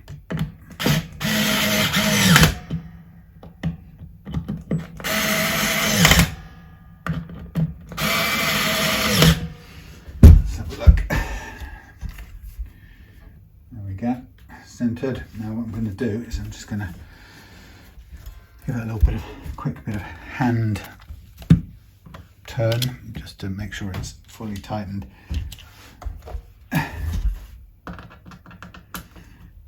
1, 2, straight, and a 4. Right. Okay, so there we are. Yeah, that's kind of surprised me. Something's. Is this glue or something? Feels like it's got a little chip on there. I'm gonna have to just get a little, very light bit of sandpaper to that. What has happened there? Right on the edge, just a little ding. I don't know if it's not had strings on it, so it can't have hit the strings. Intonation. No, it's not one of the. It could be one of the wear grooves from before, but I thought they'd eked them all out.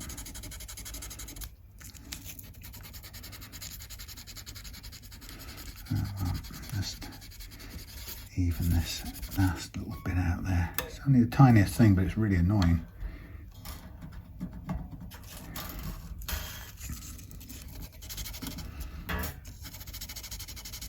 Thankfully it's only on this first fret, kind of out of harm's way of everything else, but somewhat annoying.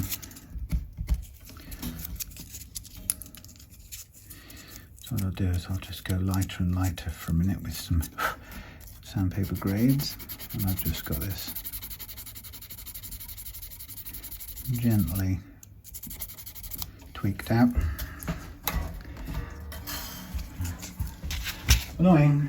Right, so what do we want? 400, 1,000, 600, 1,000.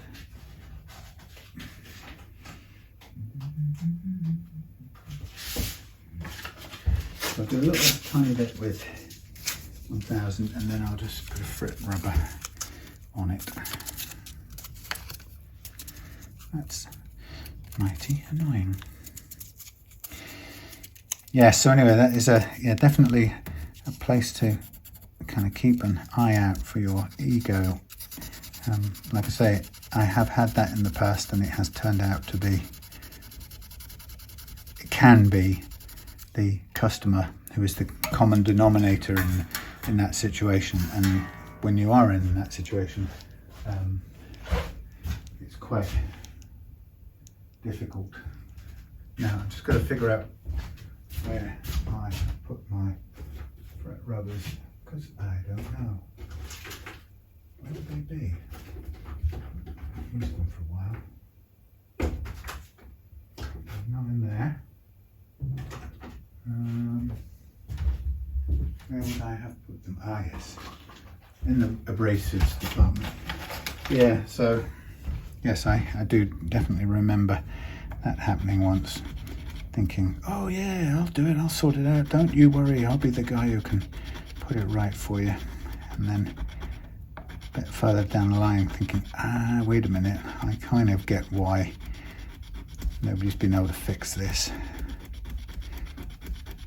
or perfect it, shall I say. And it turns out because it's to do with the customer.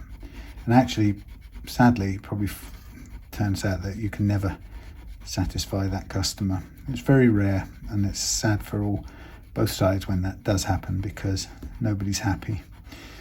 But as I say, that's on the rare occasion you have to know when to walk away and say, look, I don't think I can really help you with this. You can't go into a long drawn out discussion why. I've just had to say that. I think we better both stop before we both end up not happy with the outcome. This fingerboard is pretty well worn at this point anyway.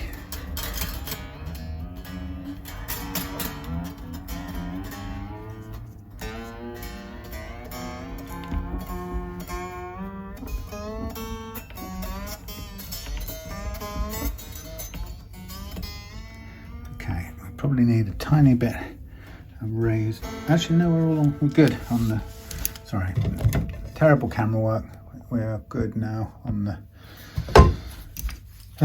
height of the first fret, or the first fret action, I should say. The first fret is the same height as it always was. Now what we've got to try and do is try and get this tuned up and balanced on the tuner, or on the floating, I should say. So what I probably want to do is get me the tuner, electronic tuner, and put it on that, tune it up with that. See if we can get it there. Input, upside down lefty output.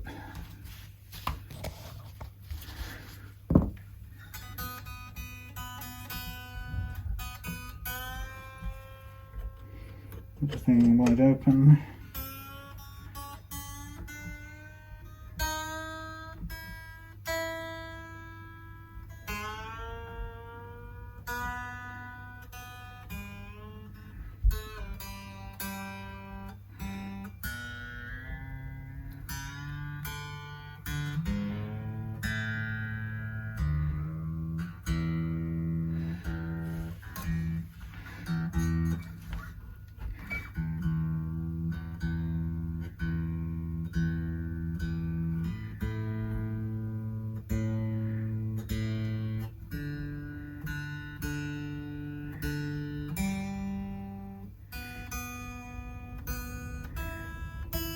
So when I actually take this out, what will probably happen is this wedge will probably just come straight out. Let's just get it on first and see how far off we are. Okay, so now we want to just back off with the claws until we're level again, because we're about tuned. It'll be about right. It's not a high precision job when you're doing it this way. It's more, it requires more precision when you're doing a 6 screw tremolo, because then you have to sort of tell it how far to go backwards. Oh yeah, plug it in like that.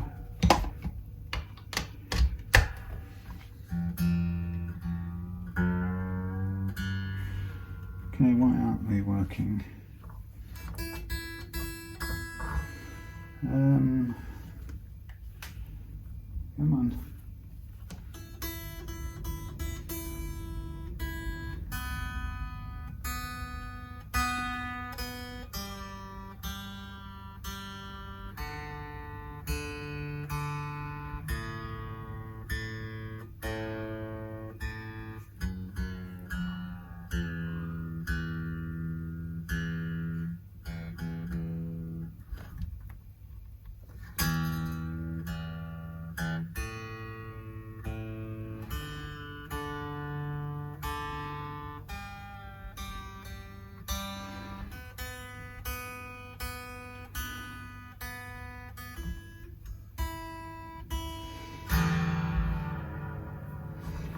So that's starting to pull backwards. So I'm going to take it out a little bit more, allow it to go forwards a bit more.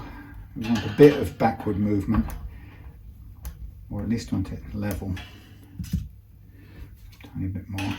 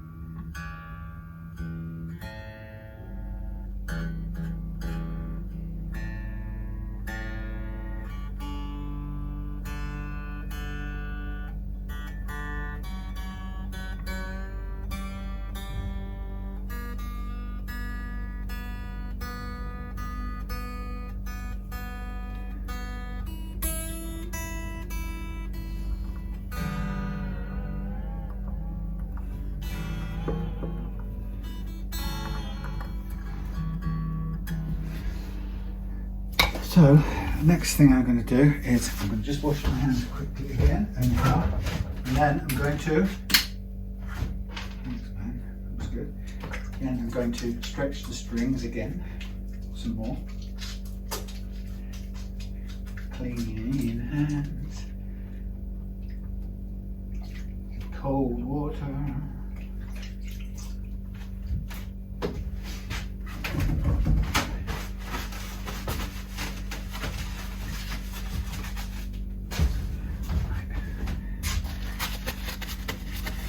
Stretching, stretching, stretching. So the thing with this is you can deck the tremolo, but with a 2.1 like this, it's, if you deck it, it ends up pointing upwards. It's a bit of an odd thing. So because it's already raised up on its pivots, it seems kind of tidier or nicer looking to have it horizontal, or aim for it to be horizontal. And that means that you get a bit of backwards as well as forwards, downwards as well as upwards, or should I say upwards as well as downwards movement.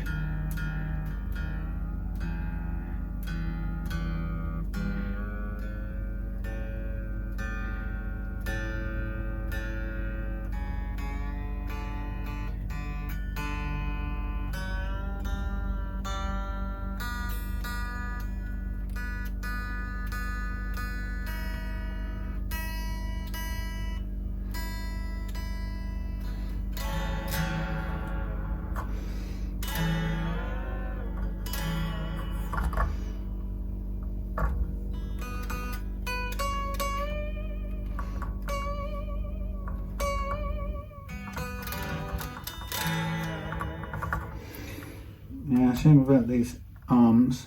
Always a bit on the stiff, on the rattly side, but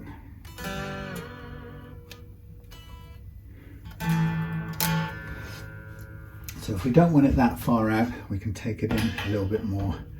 So probably do with 2 or 3 tweaks inwards, and then we'll tune it to. Oh, wrong note.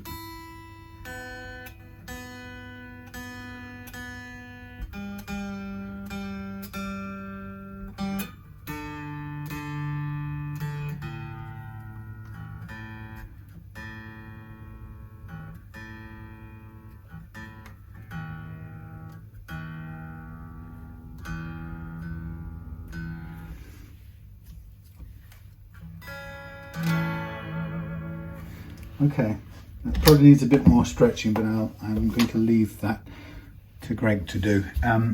First fret action is good. Oh, let me just check the intonation.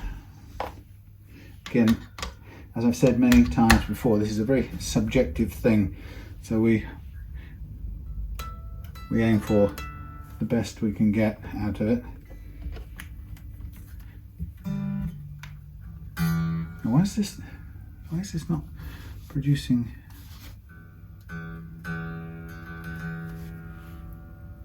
Don't tell me there's something wrong with that jack. That's not good. Lordy. Okay, well, we can put a new one in. I reused the old jack. Probably a false economy. Anyway, let's do this.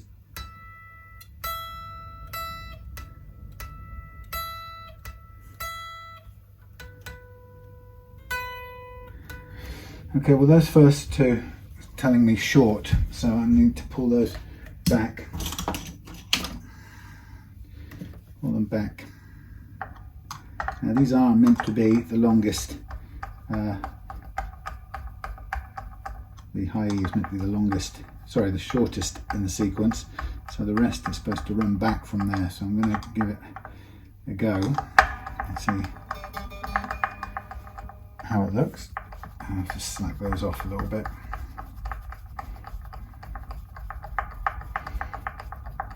I'm going to tune or position these three where I think they should be, and then I'm going to bring them up to tune again.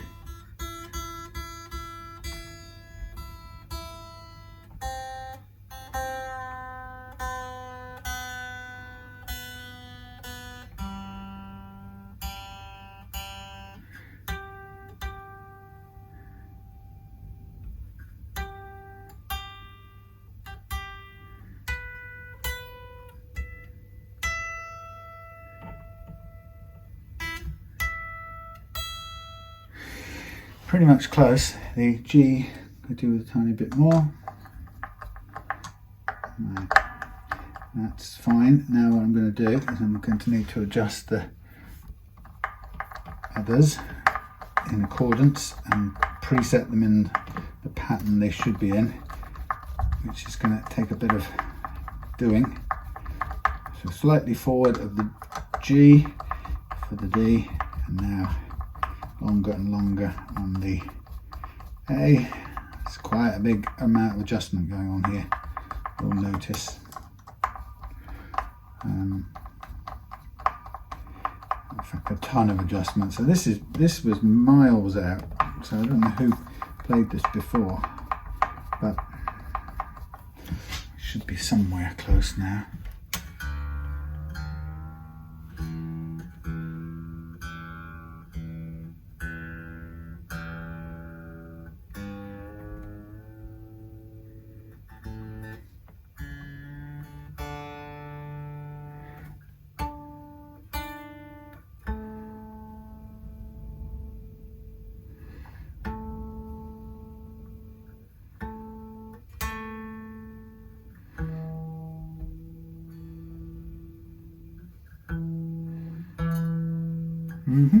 Positions are good, so that was quite some distance off. Now I'm going to have to go, I was going to say I'll go off camera. Let me turn the soldering iron back on, clear some space, because I'm going to need to fit a decent new quality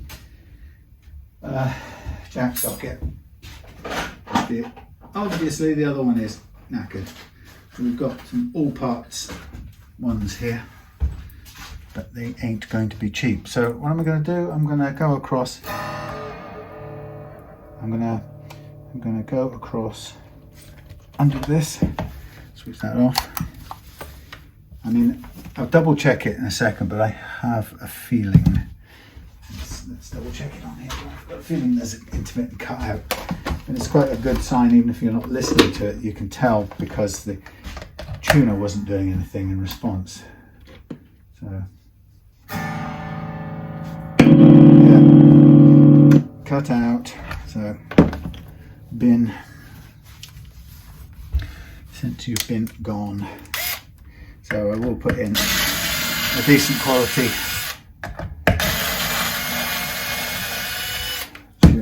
tuner. No, this thing. That thing, you know what it is. Yes, that thing. Let me get a light on. Let me put the lights on. Lights. Thank you. These. I'll bring you over in a second to the other department. Let's take this one off. Chuck it away. It looked a bit ropey, and I was thinking, yeah, reuse it, save 5-6 quid. But it's a false economy, as you know. So let's get this one off. Take this over here. Actually, no, we won't. We'll leave that there. We'll take this over here. We'll put this down here somewhere. Bring this and a new one, and this, and that, and this, and that, and a bit of this, and a bit of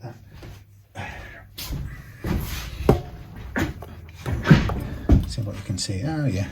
At least we're carrying on. So I didn't stop the video, we're just carrying on. Right, so we've got an absolute ton of extra wire here, so we can just lose that bit there. And that's going straight in the bin, or somewhere near the bin.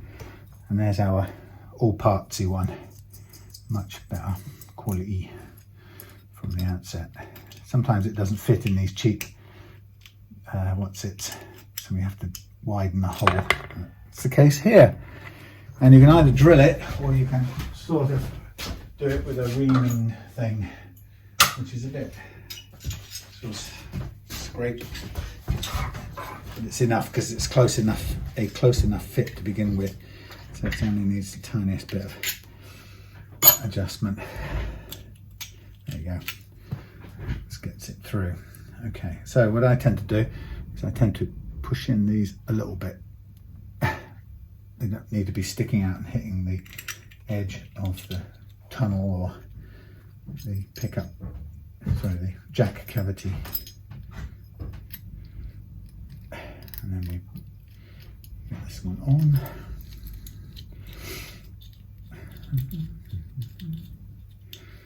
Then we'll use a cloth to hold it in place,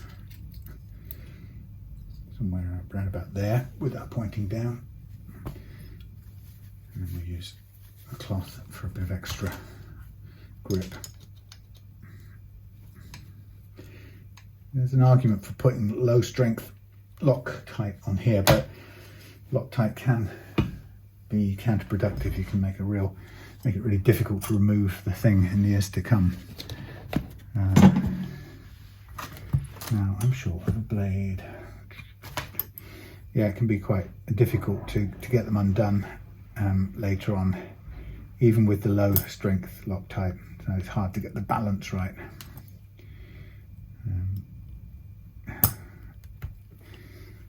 Okay.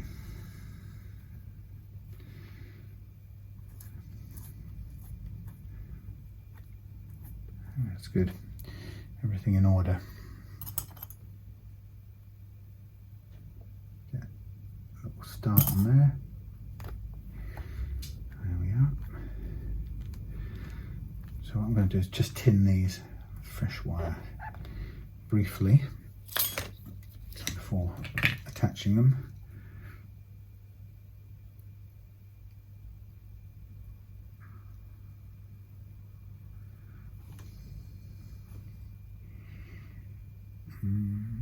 Come on, hard to see in the glare. Right. Okay, so that one in there, like so, and this one in there, like so. Probably going through and out the front, in the front, out the back. Difficult. You want to make sure it stays away from the tip of the switch. Okay, I think that will be two well positioned solder joints. First one.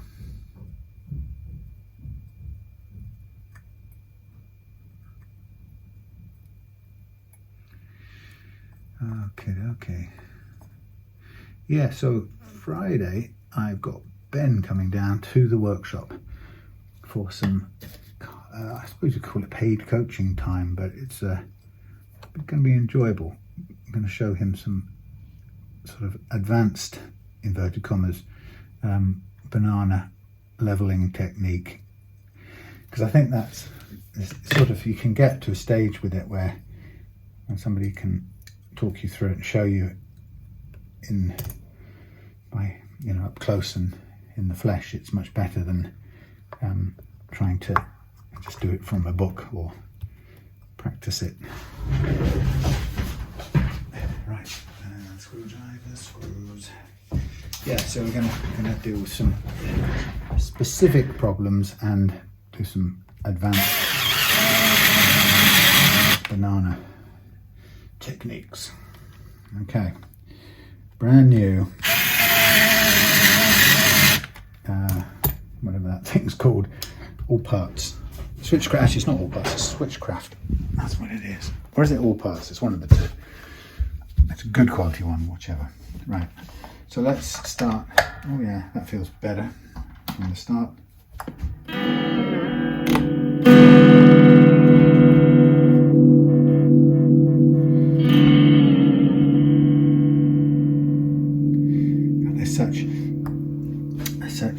What are these linear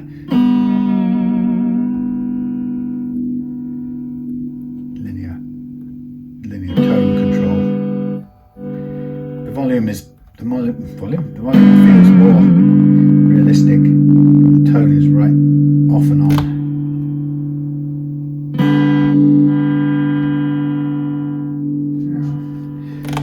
Anyway, it's an inexpensive Strat copy. Okay, so having done that, there is one more thing I'm going to do. And that goes replace. Is that off? Everything's off. We replaced the back cover.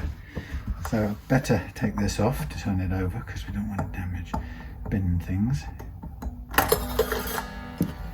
So it's a big chunky Strat, so it's quite substantial. I like it the way it feels. Can we get this on? Okay. Yeah. Let's put some fresh screws on as well while we're at it. Let's not skimp on it. Might as well make it look as good as it can.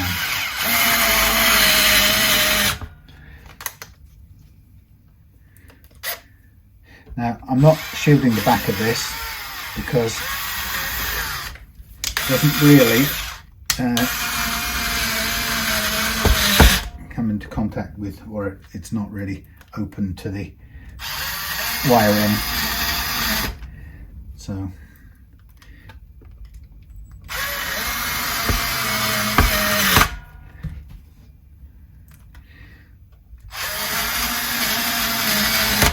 okay, last one. So there we are.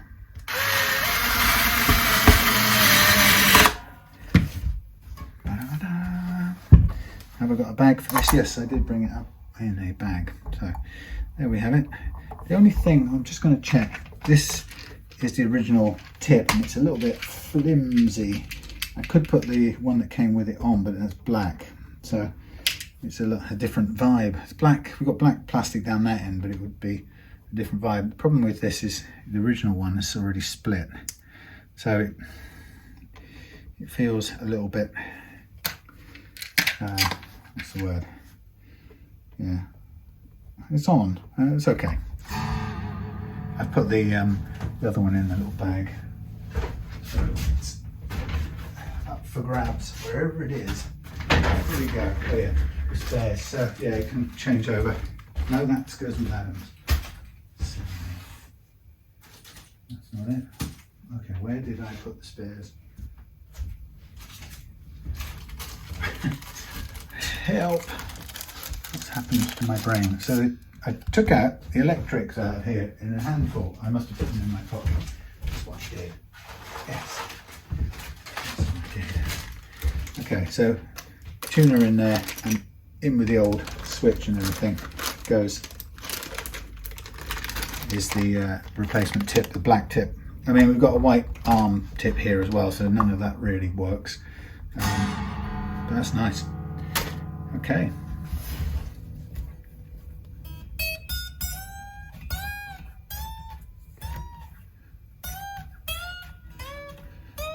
I'm just going to check the overall height of the action here.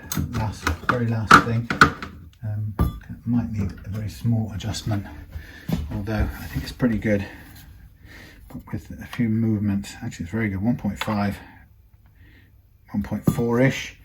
Maybe a tiny bit down here. The only thing I don't like too much about this setup is the I think the what do you call them, grub screws here are a little bit on the sticky up side, so I might have a look and see if I got some replacements when I switch off the camera. Just these are very tall. You know, if you're a palm muter, they would be in your hand a little bit. Of course, the only way around that is to shim the neck, which doesn't really need doing.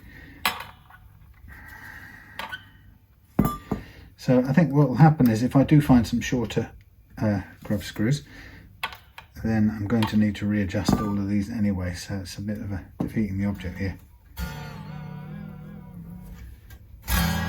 Now it's going to be out of tune because we'll tune it up after I found the right sized grub screws, if I can. I had loads of spares that I dug out from old, bunch of old bridges and stuff, but I've kind of gone through most of those, scavenging out all the shorter ones over time. Yeah, it seems like a big deal to shim it just in order to shim the neck, just to get rid of these horrible sticky up things. The small ones live in here.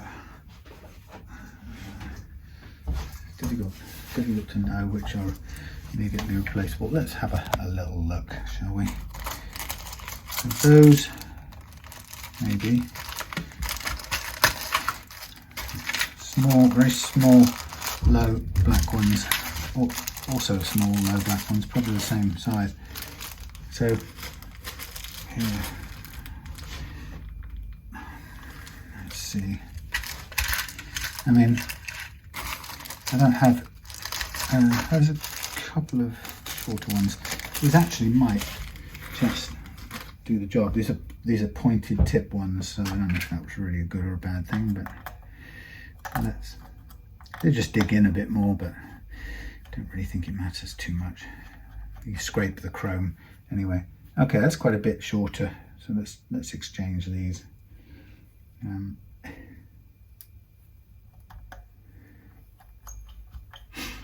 see if we can get away.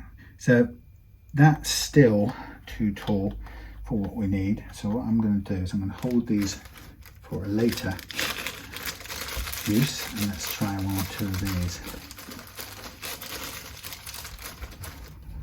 I know it's the wrong colour, but let's go really short, and let's just err on the side of not having them sticking in your hand while you're playing. That's much better. Look at that. If I had any longer black ones, I would do the whole set in black, but I don't.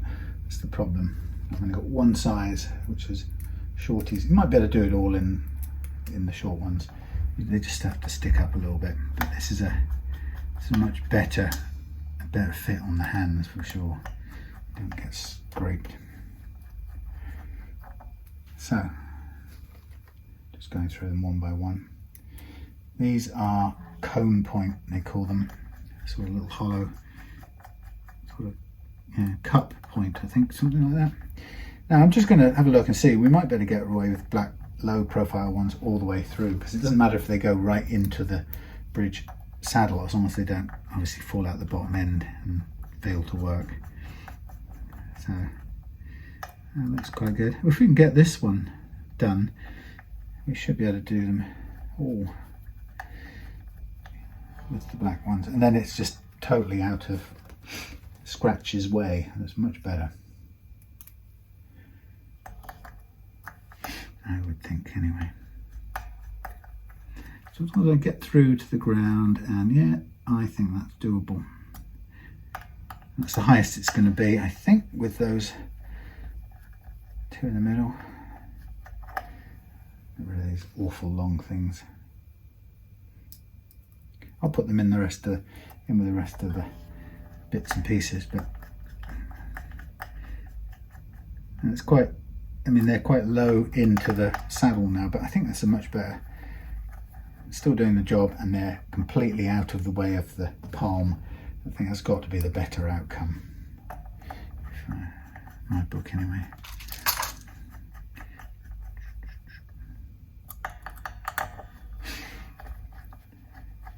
So quite a big adjustment on the intonation side of things, but as I mentioned before, that's very subjective, and it's incredibly difficult to prescribe what somebody's intonation setting will be, because it entirely depends on how hard they press the string down when they fret, and no two people do it the same. And I've said many times that even the same person probably doesn't do it the same twice in a row. So there's no real value in getting too hysterical about intonation. I think what's really important is that the guitar owner needs to feel comfortable understanding what they need to do to set it to their average touch strength or fretting strength, because it's only going to be relevant for them. So I could obviously set it for mine, and it'd be completely wrong for someone else. This is great now. The fact that these are little black screws doesn't make any difference at all. They're now smooth as anything. All you've got is the saddle under your calm, not hurting and getting in the way. So let me put these away.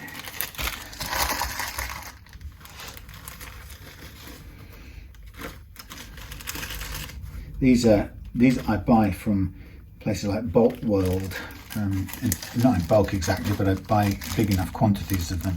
So, you know, I guess people make a living from buying fairly cheaply large quantities and then divvying them up into packs of 12 and selling them as a, you know, strap kit or something, for not a tiny amount of money. So, you know, I suppose it's a way people make a living. Okay, so I want this to come in at just on 1.5, so that's about right. Mm-hmm.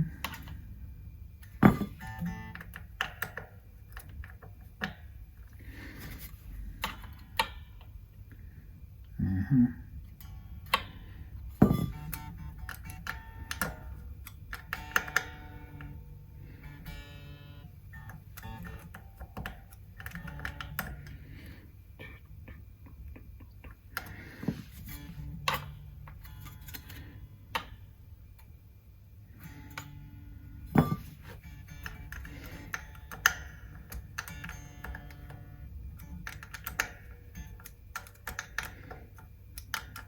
Yeah, overall, I think that's a good, that's pretty damn low actually, too low. Very small amount of adjustment required to take them up that 1/4 millimeter. Quarter of a turn. Well, actually, 180 degrees or half a complete turn is 1/2 millimeter. So you can sort of pretty much figure it out.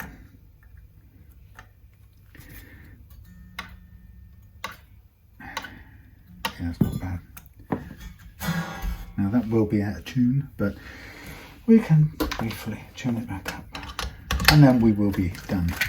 And it's a late night tonight, so we shall be wishing home soon.